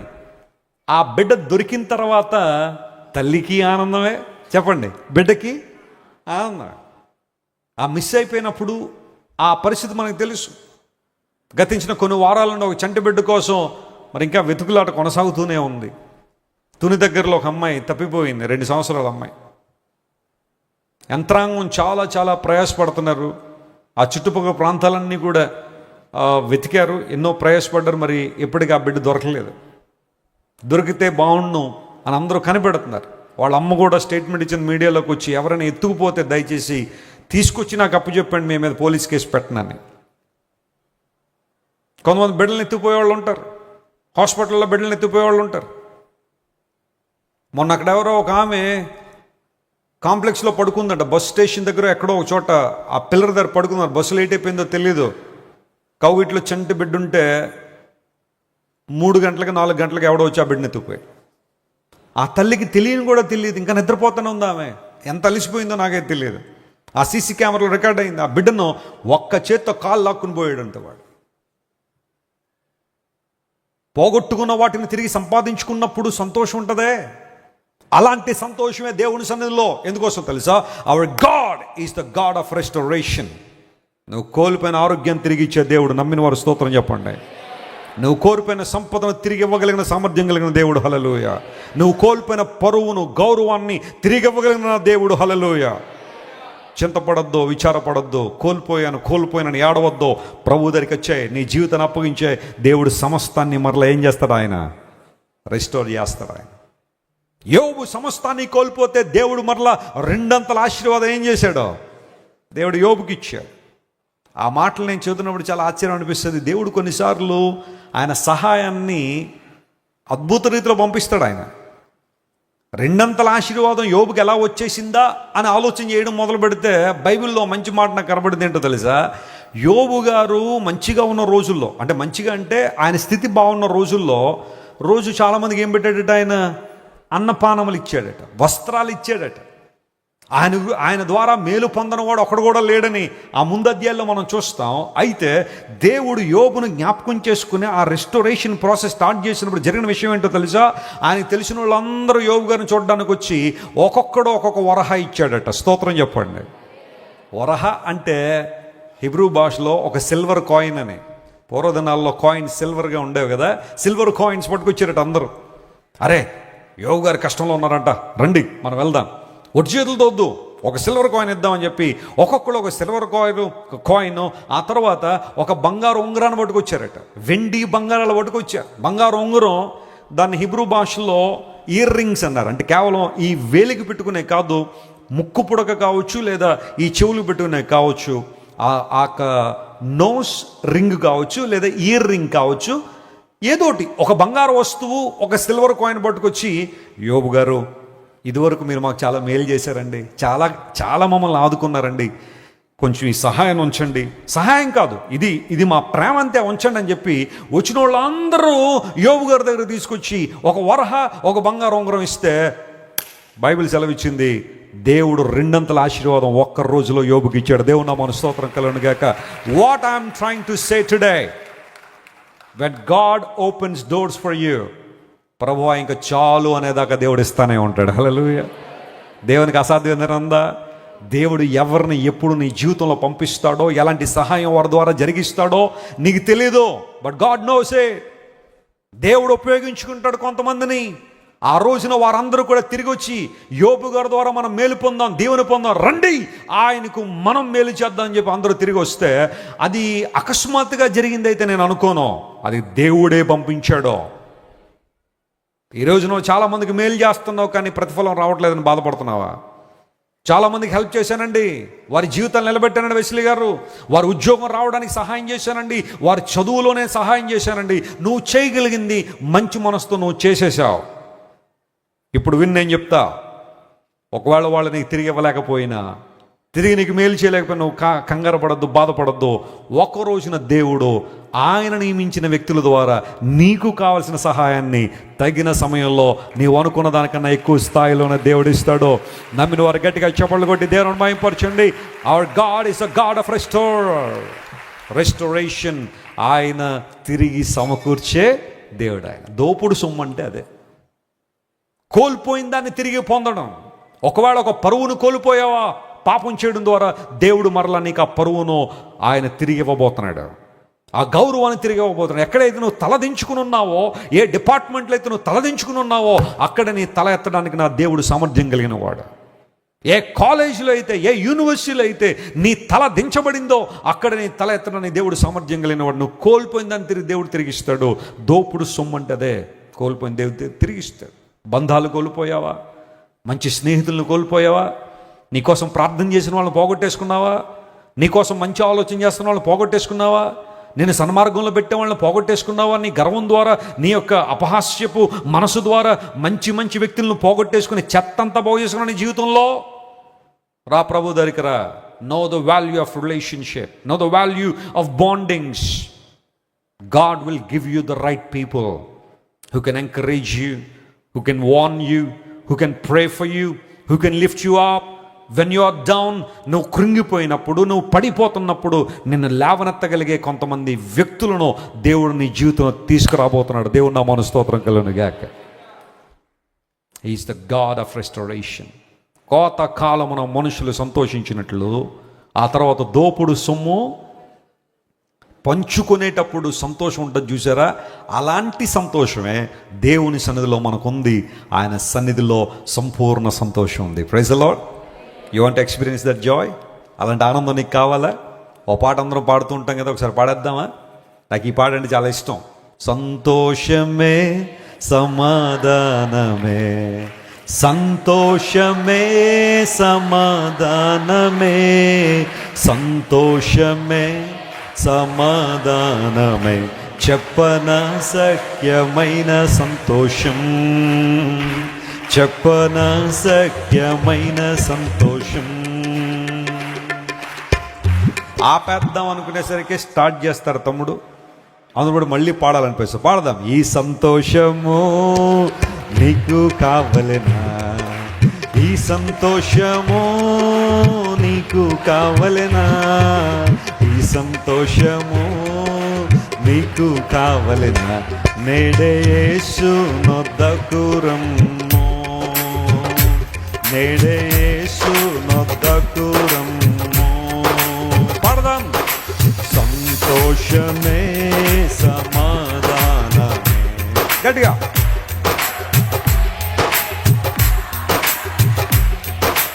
సంతోషమే సమాధానమే, చెప్పన సఖ్యమైన సంతోషం, చెప్పన సఖ్యమైన సంతోషం. Praise the Lord. మూడో అంశం దగ్గరికి వద్దాం. అపోస్తలుల కార్యం గ్రంథం 10వ అధ్యాయం 4వ వచనం చదువుదాం. చూడండి. The book of acts chapter 10 and verse 4. దేవుని సన్నిధిలో మనకుండే మూడవ ఆధిక్యత. అతడు దూత వైపు తేరి చూచి, అతడు దూత వైపు తేరి చూచి భయపడి, ప్రభువా ఏమని అడిగాను, ఏమని అని అడిగాను. అందుకు దూత, నీ ప్రార్థనలను, చూడండి, నీ ప్రార్థనలు, నీ ధర్మ కార్యములను, రెండవది నీ ధర్మ కార్యములు దేవుని సన్నిధికి ఎక్కడికి వచ్చినాయి అంట? ఆ మాట అండర్లైన్ చేసుకోండి. ఎవరి సన్నిధికి వెళ్తున్నాయి అవి? దేవుని సన్నిధికి జ్ఞాపకార్థముగా చేరినవి. స్తోత్రం చెప్దాం. ఇటలీ దేశంలో ఇటాలియన్ రెజిమెంట్లో ఒక సెంచూరియన్ ఉండేవాడు. అతని పేరు కొర్నేలియస్. అందరూ చెప్పండి, అతని పేరేంటి? కొర్నేలియస్, లేదా తెలుగులో కొర్నేలి. ఈయన క్యాడర్ అంత ఈజీ కాదు. ఈ రోజున ఒక స్టేట్కి డీజీపీ ఉన్నారనుకోండి, ఆయన పరిస్థితి ఎలా ఉంటుందో చెప్పండి. ఒక డీజీపీ కానీ ఒక ఐజీ కానీ మనం చూస్తే వారు అంత ఈజీగా ఎవరికి దొరికేవాళ్ళు కాదు. చాలా బాధ్యతలు వారి మీద ఉంటాయి. రాష్ట్రంలో జరిగే ప్రతి కేసుకి సంబంధించిన వివరాలు వారు తెలుసుకుంటూ ఉంటారు. వాళ్ళని కలవడం కొన్నిసార్లు ముఖ్యమంత్రి గారినన్నా ఈజీగా కలిసేచ్చేమో, కానీ డీజీపీ గారిని కలవడం కొంచెం కష్టంగా ఉంటుంది ఒక అధికారంలో ఉన్న వ్యక్తి. అప్పుడప్పుడు అనిపిస్తుంది ముఖ్యమంత్రి గారినన్నా కలవచ్చు, కానీ ఆయన సెక్రటరీ గారు ఉంటారు, ఆయన అసలు ఏం చేయాలని చెప్పండి, కలవలేం. ఇటాలియన్ రెజిమెంట్లో సెంచూరియన్ అంటే ఆయన క్రింద 100 మంది సైనికులు. సెంచూరియన్ అంటే 100 మందే కాదు, ఆ తర్వాత కాలంలో కొంచెం ఎక్కువ మంది వచ్చినా కానీ వాళ్ళు ఇంకా అదే పేరుతో పిలిచారు. Cornelius was a highly educated man, he was a wealthy man. చాలా డబ్బున్నవాడు, బాగా చదువుకున్నవాడు, అధికారం అంటే ఏంటో బాగా తెలిసినవాడు. But the Bible says he was praying, ప్రార్థన చేస్తున్నాడట. కొంచెం దేవుడు ఆశీర్వదిస్తే ఈరోజు ఎంతమంది ప్రార్థన దూరం కావట్లేదు. ప్రార్థన చేయడానికి టైం లేదండి వెస్లీ గారు, వాక్యం దానికి టైం లేదండి. మీరు ఎలాగారు బైబిల్ని బాగా రీసెర్చ్ చేస్తుంటారు కదా, మీరు చదివేసి మాకు చెప్పేయండి చాలు, అదేదో మేము వినేసి వెళ్ళిపోతాం అన్నట్టు చెప్తాం. కాదంటలేదు, దేవుని వాక్యాన్ని క్షుణ్ణంగా చదివి మీకు ఎక్స్ప్లెయిన్ అయ్యా, మీకు అర్థమయ్యే రీతిలో చెప్పడానికే మేము ఉన్నాం. కానీ నీ పర్సనల్ కనెక్షన్ కూడా నువ్వు దేవునితో కలిగి ఉండాలా, ప్రార్థన చేయాలి, దేవుని సన్నిధిలో వాక్యం చదవాలి. కొర్నేలి ఇటాలియన్ రెజిమెంట్లో ఉన్నప్పటికీ కూడా ప్రార్థన చేస్తున్నాడట. దేవుని నామం పేరు ధర్మకార్యాలు చేస్తుంటే అవి స్ట్రైట్ అవే ఎక్కడికి వెళ్ళిపోయినాయి? దేవుని సన్నిధికి చేరిపోయాయి. ఈ కాంటెక్స్ట్ని బట్టే మాట్లాడతాను, జాగ్రత్త వినండి. నీవు చేసే ప్రార్థనలు, విశ్వాసంతో నువ్వు చేసే ప్రార్థనలు, యేసయ్య నామం పేరు నువ్వు చేసే ధర్మకార్యాలు దేవుని సన్నిధికి వెళ్ళిపోతున్నాయి. హల్లెలూయా. అక్కడ దేవుడు వాటిని జ్ఞాపకార్థంగా ఏం చేస్తాడంట? రాస్తూ ఉన్నాడు. మర్చిపోదు ఎప్పుడు కూడా. మేలు చేయుట నీ చేతనైనప్పుడు దాన్ని పొందదగిన వారికి ఏం చేయొద్దన్నాడు, చేయకుండా వెనుదిరగద్దన్నాడు. నీ చేతిలో ఇతరులకు మేలు చేసే ఒక అధికారం ఉంటే మేలు చేయి. నీ చేతిలో ఇతరులకు మేలు చేసే ఒక అవకాశం ఉంటే మేలు చేయి. నీ మాట ఒక వ్యక్తి జీవితం నిలబెడతాదంటావా, చెప్పు, ఆ మాట పర్వాలేదు. ఎవరితోనైనా ఒక్క రికమెండేషన్ నువ్వు చేస్తే ఒక వ్యక్తి జీవితం సెటిల్ అవుద్దంటావా, చేయి. దేవుడు నీ జీవితంలో మేలు చేస్తాడు. నేను గొప్ప కోసం ఈ మాట చెప్పట్లేదు ప్రియులారా, నేను గొప్ప కోసం చెప్పను. నా సేవా పరిచయంలో దేవుడు ఎంతోమంది గొప్ప గొప్ప వారితో దేవుడు నాకు పరిచయం ఇచ్చాడు. ఆ పేర్లని చెప్పుకుంటూ వెళ్తే చాలా టైం పడుతుంది. అనేక సందర్భాల్లో నా గురించి ఎప్పుడు నేను వాళ్ళ దగ్గర చేతులు చాపలా, నా గురించి ఎప్పుడు నేను వారిని అడగల, నాకు ఇది కావాలని అది కావాలని ఎప్పుడు అడగలేదు. కానీ కొంతమంది నిమిత్తం నేను వారితో మాట్లాడి, అయ్యా మా దగ్గర ఒక అబ్బాయి ఉన్నాడు, లేదంటే ఒక యవనస్తురాలు ఉందండి, she was looking for a job, కొంచెం మేలు చేయండి, మీరు చేయగలరు, దేవుని సేవకుని అడుగుతున్నానంటే చాలామందికి మేలు చేశారు వాళ్ళు. అలాంటి సందర్భాలు అంటే నేను చాలామందికి జాబ్ ఇవ్వలేకపోవచ్చు, కానీ చాలామందికి ఇప్పించాను. దేవుడు నా మన స్తోత్రం కలుగునుగా. ఎందుకు ఈ మాట చెబుతున్నాను తెలుసా? నా ఒక్క మాట, దేవుని సేవకునిగా నా మాటను వారు గౌరవించి, వెస్లీ గారు మీరు చెప్పారు కాబట్టి చేస్తామండి, చూస్తామండి, ఎంతమంది జీవితాల్లో మేలు జరిగిందో తెలుసా? అలాంటి ఏదైనా ఉంటే నేను నా టు డూ లిస్ట్లో ముందు రాసుకుంటా. ఎందుకంటే నా ఒక్క మాట, ఒక్క మెసేజ్, ఒక్క ఈమెయిల్ ఒక వ్యక్తి జీవితం నిలబెడుతుందంటే నేను రెడీ ఏది చేయడానికైనా. అలాంటి యాటిట్యూడ్ మనం కలిగి ఉన్నామా? నేను ఒక్క మాట చెప్పేస్తే వీడు నాకన్నా పైకి వెళ్ళిపోయేలాగా ఉన్నాడు అనుకుంటారు కొంతమంది. అందును బట్టి చేయగలిగి కూడా ఏం చేయరు చెప్పండి, మేలు చేయరు. ఒక్క మాట, ఒక్క రికమెండేషన్, ఒక్క సిగ్నేచర్ చేస్తే ఒక వ్యక్తి జీవితం నిలబడుతుంది అని నువ్వు అనుకుంటే ప్రతిఫలం ఆశించకుండా చేసాయి, ప్రతిఫలం ఇచ్చేది ఎవరో దేవుడిస్తాడు.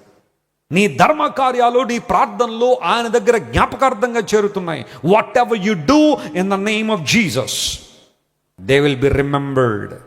అవి జ్ఞాపకం చేసుకునబడతాయి. మన కోసం మనం చేసుకునేవి భౌతిక సంబంధమైన ప్రోకులాటలు, లోక సంబంధం మన మన మన యొక్క ఆలోచనలు, ఇవన్నీ కూడా గతించిపోతాయేమో, కానీ దేవుని నిమిత్తం చేసే ప్రతి పనిని దేవుడు ఏం చేస్తారు చెప్పండి, రాస్తూ ఉన్నాడు. Don't hesitate my friend. కొన్నిసార్లు అనిపించవచ్చు, వెస్లీ గారు నా ప్రార్థనలు ఏమైపోతున్నాయండి, నా కానుకలు ఏమైపోతున్నాయండి, నేను దశంభాగం ఇస్తున్నాను నమ్మకంగా దేవునికి అది ఏమైపోతుందండి అని కొన్నిసార్లు అనిపించచ్చేమో, కానీ wait upon God, wait upon God. గోధుమ గింజ భూమిలో పడి అది చనిపోయిన తర్వాత మరలా ఏం చేస్తుంది, అది మొలకెత్తుతుంది. అక్కడ దేవుడు నాతో ఒకసారి మాట్లాడిన మాట ఏంటో తెలుసా? నువ్వు ఏదైనా పని చేసావంటే ఓ గోధుమ గింజ భూమిలో చచ్చిపోయినట్టుగా దాన్ని మర్చిపో. దేవుడు తర్వాత కాలంలో దానికి ఏమి ఇస్తాడు? ఆయన ప్రతిఫలం ఇస్తాడు. ఈరోజు ప్రపంచవ్యాప్తంగా మన పరిచర్య జరుగుతుంది అంటే, ఇన్ని సంఘాలు నిర్వహించబడుతున్నాయంటే, ఎన్నో కార్యక్రమాలు చేస్తున్నామంటే, ప్రయాణాలు కావచ్చు, కాన్ఫరెన్స్లు కావచ్చు, సువార్త ప్రకటన ఏ ప్లాట్ఫామ్లో వీలైతే ఆ ప్లాట్ఫామ్లో. కొన్నిసార్లు అనిపిస్తుంది మేము మంచినీళ్ళు కూడా తక్కువ తాగుతామేమో, ఆ రోజు ధనం అంత మంచినీళ్ళ కన్నా ఎక్కువ ఖర్చు అవుతున్న పరిస్థితి.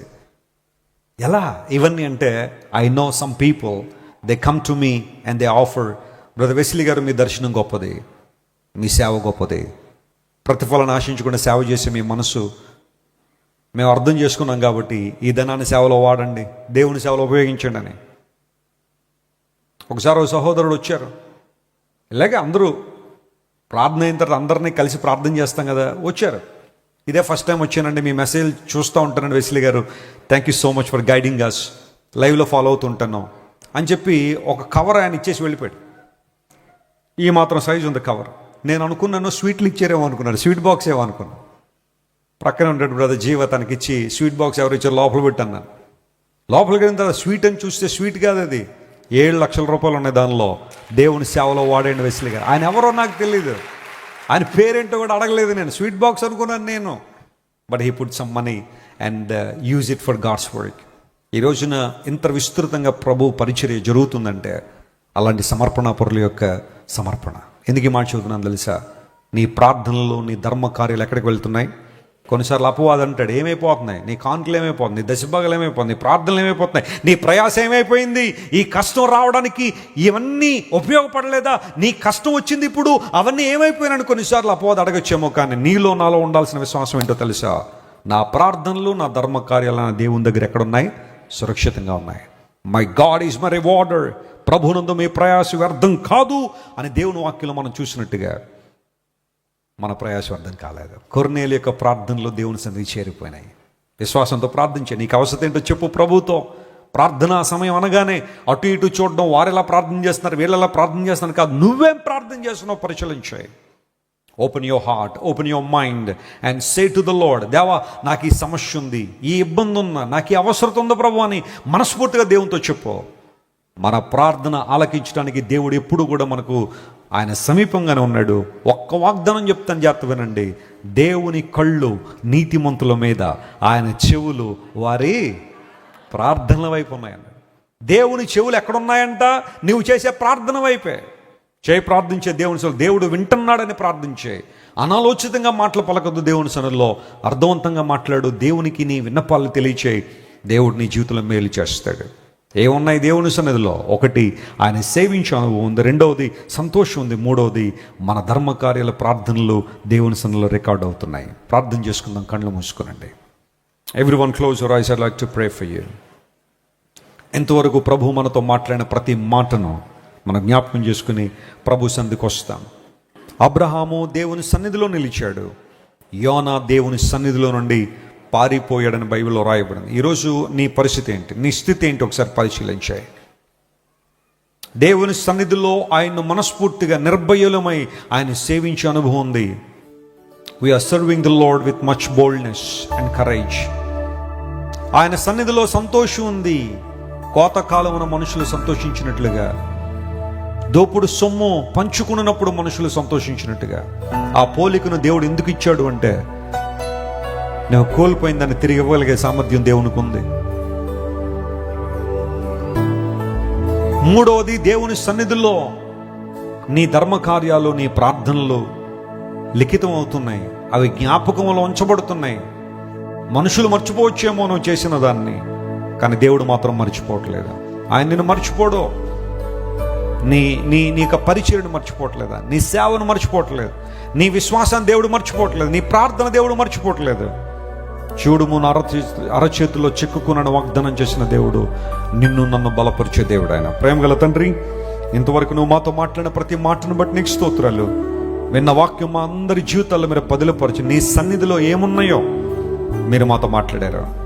ఆనాడు యెహోషువతో మీరు సెలవు ఇచ్చారు. ప్రధాన యాజకుడిని యెహోషువ, నా సన్నిధిలో నిలిచే భాగ్యాన్ని నీకు ఇస్తానన్నావు, ఇచ్చావు ప్రభువా. ఈ లోకంలో నీ సన్నిధిలో ఉండడం కన్నా గొప్ప భాగ్యం మరొకట్లేదు. ఎందుకోసం అంటే అక్కడే మా ఆనందం ఉంది, అక్కడే మా ఆరాధన ఉంది, అక్కడే మా ప్రార్థనలకు, మేము చేసే కార్యాలకు ప్రభువా జీతం ఉంది లేదా రివార్డ్ ఉంది. Thank you lord for your amazing message. నీ సందేశాన్ని బట్టి నీకు స్తోత్రాలు చెల్లిస్తూ ఈ వాక్యం అందరి హృదయాల్లో పదిలపరచమని కోరుకుంటూ యేసుక్రీస్తు వారి దివ్య సముఖంలో ఈ మా మనవులు సమర్పించి వేడుకొనిచున్నాము తండ్రి, ఆమేన్. దయచేసి కూర్చోనండి. మన మధ్యలో ఉన్న సిస్టర్ షారన్ నుంచి ఒక పాట పాడుతూ ఉంటారు. పాట పాడుతుండగా దేవుని కొరకు కానుకలు సమర్పించుకుందాం. మీరు ప్రభు కొరకు ఏదైతే సిద్ధపడి తీసుకొచ్చారో కృతజ్ఞతాపూర్వకంగా వినమ్రతతో ప్రభు కార్యాల కోసం సమర్పించండి. ఆన్లైన్లో చూస్తున్న వాళ్ళు ఆ క్యూఆర్ కోడ్ని స్కాన్ చేసి మీ ఆఫరింగ్స్ పంపించవచ్చు. అవి దేవుని సేవార్థమై ప్రభు పరిచర్యలో విరివిగా వినియోగించబడుతున్నాయి. సహోదరు చక్కని పాట పాడుతుండగా ప్రభు కొరకు మనం అర్పణ చెల్లిద్దాం. ఆ తర్వాత నేను లేచి నిలబడమన్నప్పుడు ప్రభు బలలో పాలు పొందేవారు మాత్రమే లేచి నిలబడండి. ప్రభు బలను సమీపిద్దాం.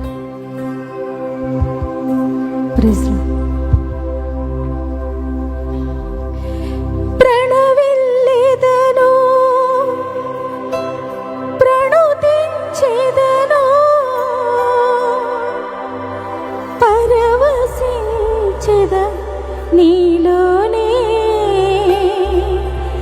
పరవశించెద, నీలోనే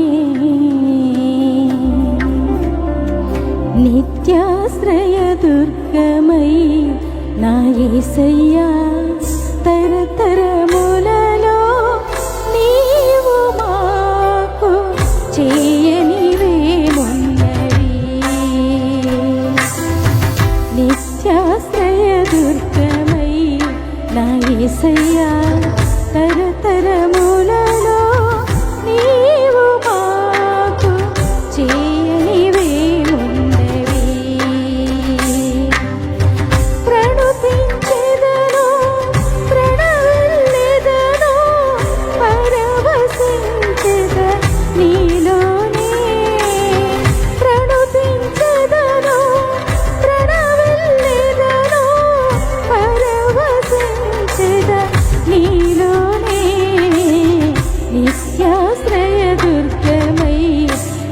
యేసయ్యా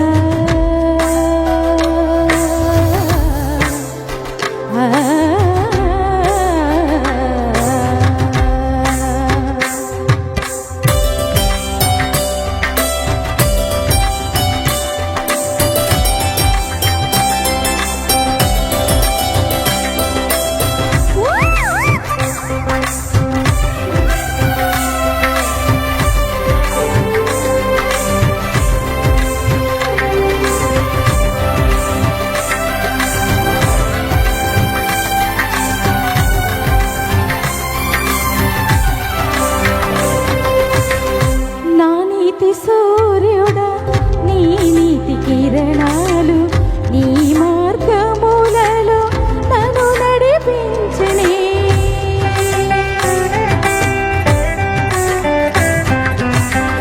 నా నీతి సూర్యుడా నీ నీతి కిరణాలు నీ మార్గములలో నన్ను నడిపించనే నా నిత్య రక్షణకు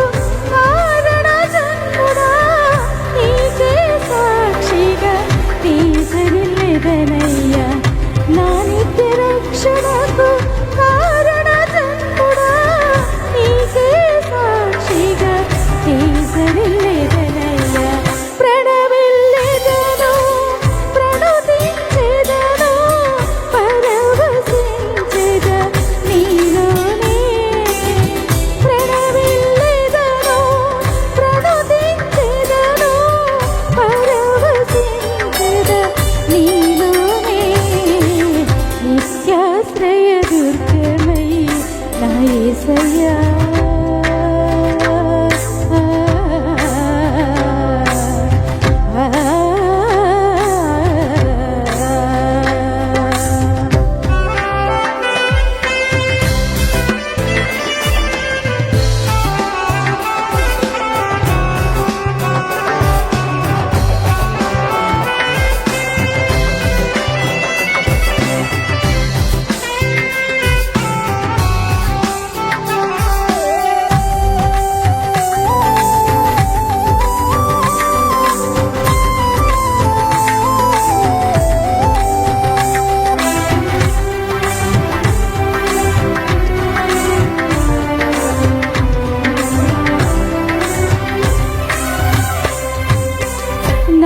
అభిషిక్తుడా నీ కృపవరములు సర్వోత్తమమైన మార్గము చూపినే నా అభిషిక్తుడా నీ కృపవరములు సర్వోత్తమమైన మార్గము చూపినే మర్మములన్నీయు బయలుపరచువాడా అనుభవ జ్ఞానముతో నీ నడిచెదనయ్యా మర్మములన్నీయు బయలుపరచువాడా అనుభవ జ్ఞానముతో నీ నడిచెదనయ్యా నిత్యాశ్రయ దుర్గమై నా యేసయ్యా తరతరములలో నీవు మాకు చేయనివేమున్నది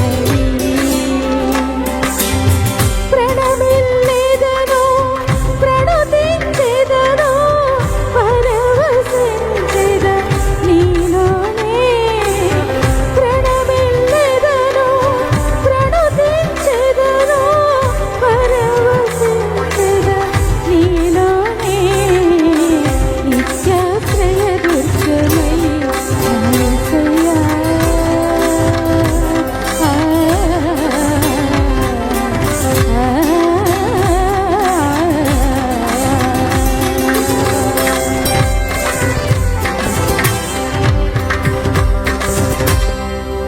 మంచిది, చక్కని పాట మనం విన్నాం.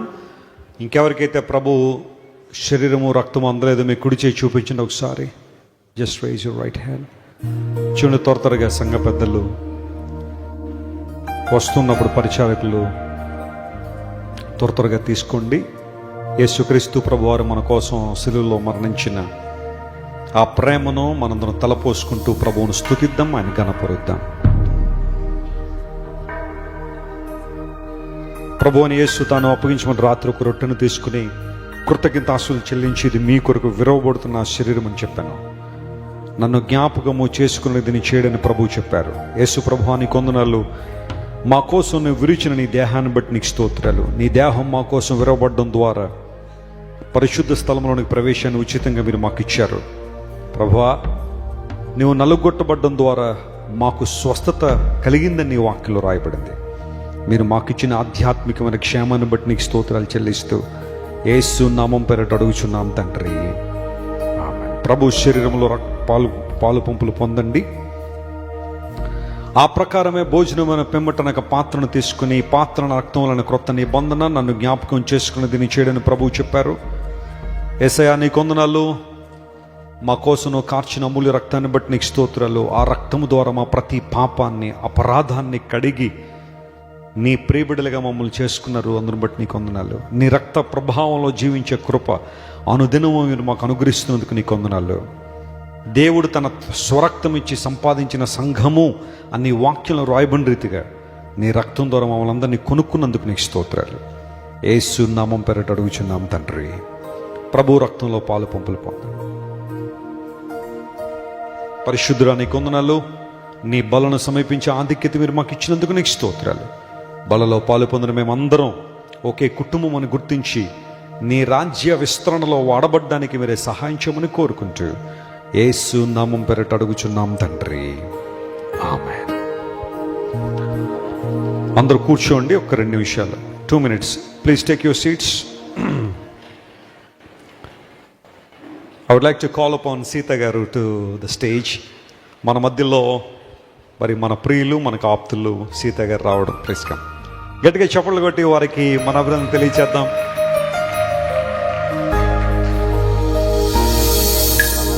నేను చెప్పొచ్చో లేదో తెలియదు, వారి డిపార్ట్మెంట్లో దేవుడు చాలా వారిని ఉన్నతమైన స్థితిలో ఉంచారు.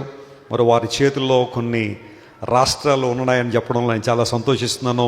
చాలా కాలం నుండి వీరు మనతో పరిచయం అయి మన ఆన్లైన్ ఫ్యామిలీలో ఉండి వాక్యాలన్నీ, మరి నేను చెప్పిన ప్రతి మెసేజ్ సీత గారు మరలా రిసైట్ చేయగలరు. అంత పవర్ఫుల్గా దేవుని మాటలు వినడం. Thank you so much and may the lord bless you. This is your time to share your greetings. Thank you very much. దేవుని నామానికి స్తోత్రాలు. మీ అందరికీ నా హృదయపూర్వక వందనాలండి. కరోనా టైం నుంచి జాన్ వెస్లీ గారు మాకు పరిచయం. ఒకళ్ళ ద్వారా యూట్యూబ్లో చూడడం స్టార్ట్ అయింది. అప్పటి వరకు మా హస్బెండ్ అస్సలు నమ్మేవాళ్ళు కాదు. మేము హిందూ కుటుంబం నుంచి వచ్చాము. అప్పటికే నేనైతే రక్షణ పొంది ఉన్నాను, దేవుని తెలుసుకుని ఉన్నాను. కానీ మా హస్బెండ్కి ఇష్టం ఉండదు. నేను అప్పుడు యూట్యూబ్ చూస్తూ ఉంటే somehow he got connected with your message. అప్పటి నుంచి అతను కూడా చూడడం, తర్వాత వేరే విజయవాడలో ఒక చర్చికి వెళ్ళేవాళ్ళం. ఇప్పుడు he's baptise now. Last year September 5th మీ బర్త్డే తర్వాత 5th బ్యాప్టిజం తీసుకున్నారు. జనరల్గా అంటే హిందూయిజం లాగానే స్నానం చేసినాక అతను మడిగుడ్డలతో అలాగా వెళ్ళి మోకరించి దేవుడికి ప్రేయర్ చేసుకొని బైబిల్ చదువుకుంటారు. మా హస్బెండ్ గురించి నేను ఒక గొప్ప సాక్ష్యం చెప్పగలన్నది only because of you sir. మా కుటుంబం మొత్తంలో only we are the believers. I mean దేవుని తెలుసుకున్నాము, ఇంకెవరు తెలుసుకోలేదు. కొన్ని కార్యక్రమంలో పాల్గొనవలసి వస్తుంది. మరి అది నాకు తెలుసు తప్పని, బట్ మీరు అందరూ తెలుసుకోవాలని please pray for us. Thank you all. Thank you. Madam గారు అయితే నేను మా అమ్మగారితో చెప్తా ఉంటా, సీతను పెట్టడం ఏంటే నా పేరు అని. ఎంత బాగా పిలుస్తారంటే నా పేరంటే I just started loving my name.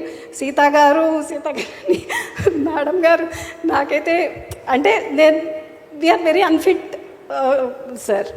మీ ముందు అసలు నాకు తెలుసు నేనేంటో. Thank you very much for loving us.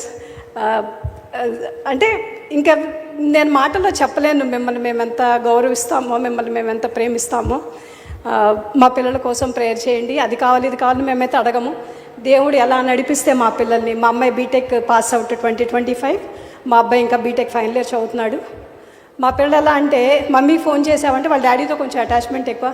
Mummy phone చేస్తే తిన్నావా, ప్రేయర్ చేసుకున్నావా, సరే అని పెట్టేస్తారు డాడీ. మమ్మీతో మేము మాట్లాడమని చెప్తారు సార్. అలా మా పిల్లలు, వాళ్ళ గురించి దేవుని చిత్తంలో ఎలా జరగాలో అలా జరగాలి మా పిల్లల గురించి. అలాగే ప్రేయర్ చేస్తానని కూడా మీరు కూడా please pray for us sir. Thank you Sita గారు. వారు ఉన్న డిపార్ట్మెంట్లో దేవుడు ఇంకా మిమ్మల్ని ఉన్నతమైన స్థితికి తీసుకెళ్ళాలి. మిమ్మల్ని బట్టి మేము చాలా అతిశయపడే స్థానానికి దేవుడు మిమ్మల్ని తీసుకొచ్చిన గాక. ఆమేన్. Thank you so much. మన మధ్యలో శేఖర్ గారు ఉన్నారు. దయచేసి వారు కూడా క్లుప్తంగా ఒక చిన్న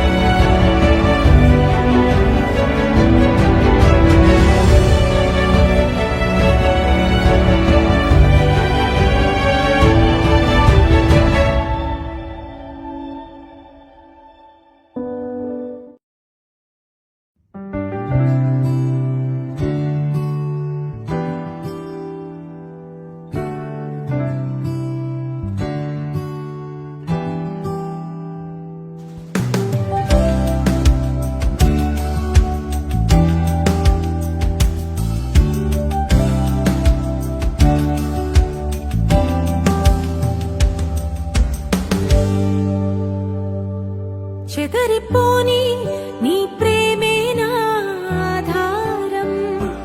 దేవుడు వారి కుటుంబాన్ని బహుగా దీవించును గాక. త్వరగా ఒక 4 పేర్లు పెట్టే కార్యక్రమం ఉంది. ఎవరు కంగారు పడకండి, చేద్దాం. ఎందుకంటే దేవుని మందిరంలో మన బాధ్యత అలాంటిది. రండి, లైన్లో వచ్చేయండి త్వరగా. First of all I would like to call upon Pradeepa and Kiran. Pradeepa and Kiran.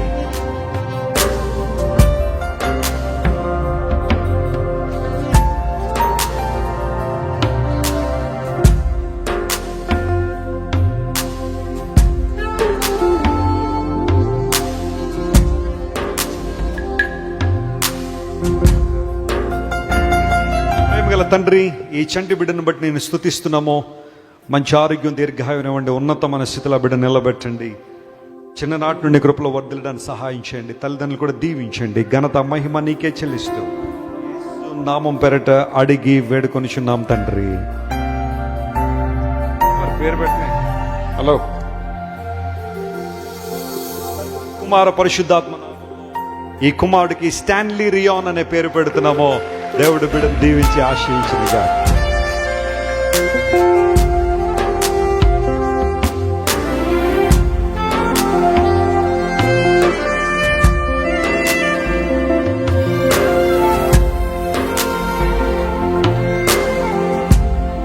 Brother Prudvi and Pranuti. Prudvi and Pranuti, please come to the stage.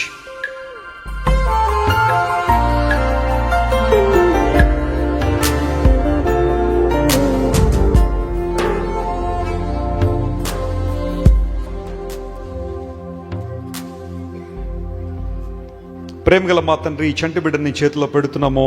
ఈరోజు ఆ బిడ్డగా పేరు పెడుతుండగా పేరుతో జీవితం దయచేయండి, బలపరచండి. తల్లిదండ్రులు దీవించండి. మంచి ఆరోగ్యం, దీర్ఘాయునివ్వండి. యేసు నామం పేరట అడుగుచున్నాం తండ్రి. తండ్రి, కుమార పరిశుద్ధాత్మ నామంలో ఈ కుమార్తెకు ప్రశస్త అనే పేరు పెడుతున్నామో. దేవుడు వీళ్ళని దీవించింది.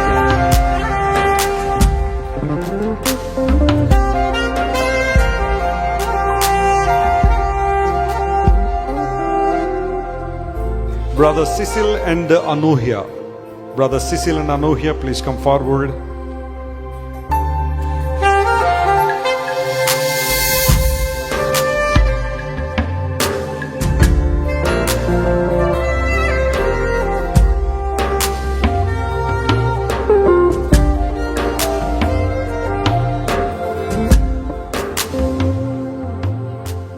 ఏం పర్లేదు, ఎవరో కంగారు పడక్కర్లా. నేను కూడా బిడ్డలను ఎత్తుకోవడం తెలుసు నాకు. Very good. ప్రేమగల తండ్రి, ఈ బిడ్డని నీ చేతిలో పెడుతున్నామో. దీవించండి, ఆశీర్వదించండి, ఉన్నత స్థలాలు నిలబెట్టండి. నీ కృపలో వర్ధిల్లడానికి సహాయం చేయండి. యేసు నామం పేరట అడిగి వేడుకొనిచున్నాం తండ్రి. ఆమేన్. తండ్రి, కుమార పరిశుద్ధాత్మ నామంలో ఈ కుమార్తెకు లిషిత రేచల్ అనే పేరు పెడుతున్నామో. దేవుడు బిడ్డను దీవించండి.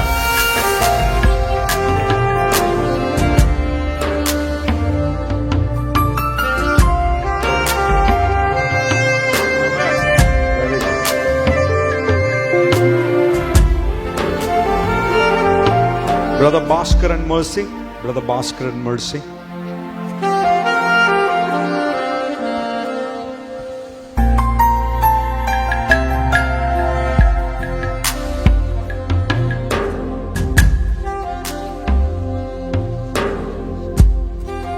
ప్రేమగల తండ్రి, కుమార్తె కొరకు ప్రార్థన చేస్తున్నాము. దీవించండి, ఆశీర్వదించండి. మా కుమార్తెలు నగరునికే చెక్కబడిన మూల స్తంభాల్లో ఉన్నారని వాక్యం రాయబడిన రీతిగా ఈ కుమార్తెను ప్రభువా నీ చేతులు సమర్పిస్తున్నాం. ఉన్నత స్థలాలు నిలబెట్టి అద్భుతాలు చేయండి. యేసు నామం పేరట అడుగుచున్నాం తండ్రి. తండ్రి, కుమార పరిశుద్ధాత్మ నామంలో ఈ కుమార్తెకు మీరా జస్రీన్ అనే పేరు పెడుతున్నామో. దేవుడు బిడ్డను దీవించింది గాక.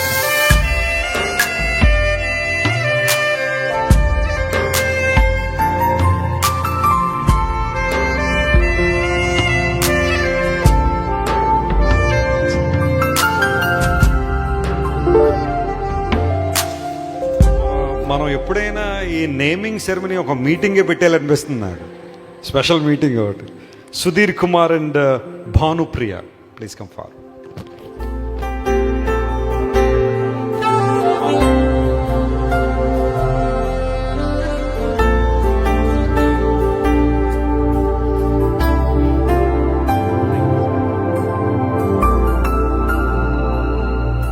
ప్రేమగల తండ్రి, కుమార్తెకు పేరు పెడుతుండగా కావాల్సిన దయచేయండి. నీ కృపలో స్థిరపరచబడ్డానికి సహాయం చేయండి. మంచి ఆరోగ్యం, దీర్ఘాయువు ఇవ్వండి. యేసు నామములో అడుగుచున్నాం తండ్రి. తండ్రి, కుమార, పరిశుద్ధాత్మ నామం పేరటి కుమార్తెకు షకీనా పరిమళ అనే పేరు పెడుతున్నామో దేవుడు దీవించునుగా.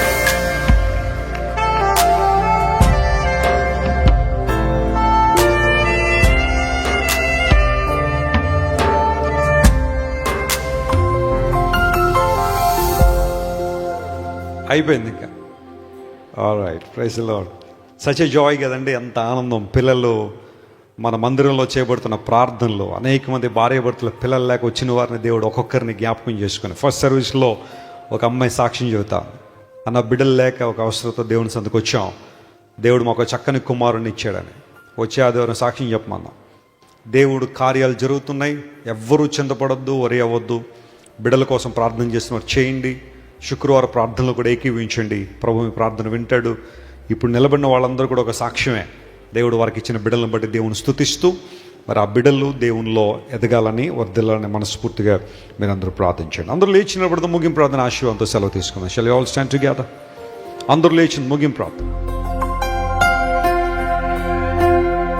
అందరూ మీ రెండు చేతులు ఆకాశం చాపండి. నేను చెప్పిన మాటలు గట్టిగా చెప్పండి నాతో పాటు.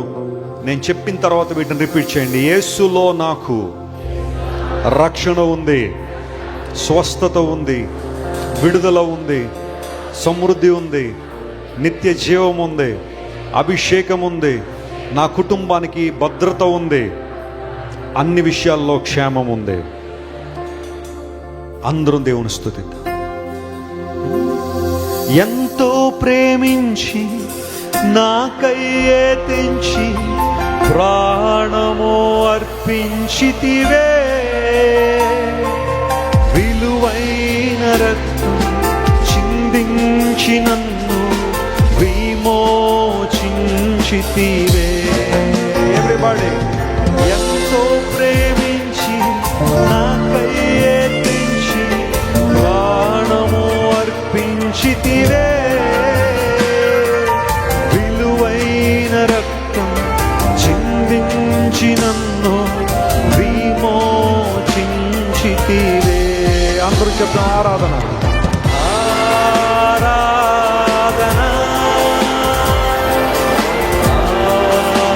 ఆరాధన, ఆరాధన యేసయ్యా.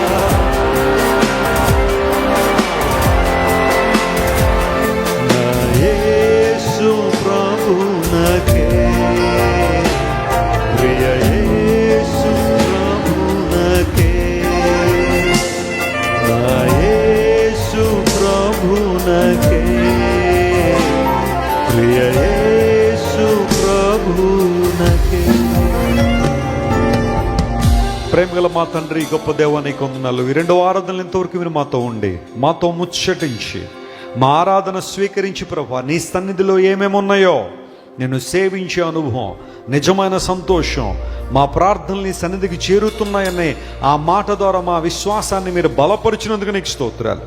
విన్న వాక్యం ప్రతి ఒక్కరిలో ఫలించినట్లుగా మీరు సహాయం చేయండి. ఈరోజు నీ మందిరంలో నిలబడిన ప్రతి ఒక్కరూ ఫలించే కొమ్మలుగా, ప్రవహించే ఊటలుగా, ప్రజ్వలించే జ్వాలలుగా మార్చబడుదురుగాక. హల్లెలూయా. ఎవరే సమస్యలతో నీ సందుకు వచ్చారో ప్రతి సమస్య, ప్రతి ఇబ్బంది, ప్రతి ఆటంకం యేసు నామములో తొలగించబడును గాక. హల్లెలూయా. మా ప్రియులు నీ సన్నిధిలో ఏవైతే పలికారో, ఏ ప్రార్థనలు అయితే చేశారో వాటికి మీరు జవాబును అనుగ్రహించబోతున్నందుకు నీకు స్తోత్రాలయ్యా. ఎవరైతే యాంగ్జైటీలో, డిప్రెషన్లో ఉన్నారో యేసు నామములో వారికి విడుదల కలుగును గాక. ప్రతి అనారోగ్యము, ప్రతి ఇబ్బందికరమైన రోగము యేసు నామములో స్వస్థపరచబడును గాక. ఆర్థికంగా చితికిపోయిన వారు యేసు నామములో తిరిగి లేవనెత్తబడుదురు గాక. హల్లెలూయా. కోల్పోయిన వాటిని తిరిగి ఇస్తానని వాగ్దానం చేసిన దేవుడు నాయన, మా ప్రియులు మీరే బలపరిచి, కోల్పోయిన ఆనందము, కోల్పోయిన బంధాలు యేసు నామములో తిరిగి పునరుద్ధరించబడును గాకని ప్రకటిస్తాం. మా ప్రియులు నీ పరిచయం ప్రేమించి ఇచ్చిన ప్రతి అర్పణను మీరు అంగీకరించి నూరంతల ఫలం ఇచ్చి నీ నామాన్ని మహింపరచుకునండి. నువ్వు మంచి దేవుడు నాయన, మా పట్ల మంచి ప్రణాళికలు కలిగిన దేవుడు అయ్యా. ఆ మంచి ప్రణాళికలు ప్రతి ఒక్కరి జీవితంలో నెరవేర్పు చూడడానికి మీరే సహాయం చేయమని కోరుకుంటూ మా ఆత్మీయ తల్లిదండ్రులను బట్టి, మీరు మాకు ఇచ్చిన సంఘాన్ని బట్టి, సంఘ నాయకత్వాన్ని బట్టి, బ్రాంచులను బట్టి, అక్కడున్న సేవకులను బట్టి, ప్రపంచవ్యాప్తంగా మీరు మాకు ఇచ్చిన సువార్త సేవను బట్టి నీకు స్తోత్రాలు చెల్లిస్తూ నమ్మకంగా నీ కొరకు వాడబడ్డానికి సహాయం చేయమని యేసుక్రీస్తు వారి శ్రేష్టమైన నామం పేరిట అడిగి వేడుకొనిచున్నాము తండ్రి. మన తండ్రి దేవుని యొక్క ప్రేమ, ప్రభువుని యేసుక్రీస్తు వారి యొక్క కృప, పరిశుద్ధాత్మ దేవుని యొక్క అన్యోన్య సహవాసము, ఆశీర్వాదం, ఆదరణ ఈ ఆరాధనలో పాల్గొని దేవుని వాక్యం విన్న దేవుని ప్రజలకు, ఆన్లైన్ ఫ్యామిలీ కూడా సదాకాలము తోడై నడిపించును గాక. Amen, amen. God bless you. సమాధానంతో వెళ్ళండి. 3వ ఆరాధన సాయంకాలం 6:30కి స్టార్ట్ అవుతుంది. ఆత్మీయ తండ్రి గారు దేవుని వాక్యం అందిస్తారు. 14వ తారీఖు క్రైస్ట్ టెంపుల్ విజయవాడలో మందిర నిర్మాణ పునాది రాయి వేసే కార్యక్రమం ఉంది. మీరు ఎవరైనా రావాలనుకుంటే రండి. 14వ తారీఖు సాయంకాలం 4 గంటలకే విజయవాడలో ఆ గంభీరమైన కార్యక్రమంలో పాల్గొందాం. కారులో ఉన్న వాళ్ళందరూ కూడా, మీరందరూ కూడా ఆ మీటింగ్కి రావాల్సిందిగా ప్రభు పెట్టి మనం చేస్తున్నాం. God bless you. అంటే దూర ప్రాంతం నుండి వచ్చే వాళ్ళందరూ కూడా, వాహనాలు ఉన్నవారు మరికొంతమంది కూడా సహాయం చేయండి. ఆ విధంగా అందరం కలిసి ఆ కార్యక్రమానికి వెళ్దాం. దేవుడు మిమ్మల్ని దీవించి ఆశీర్వదించును గాక.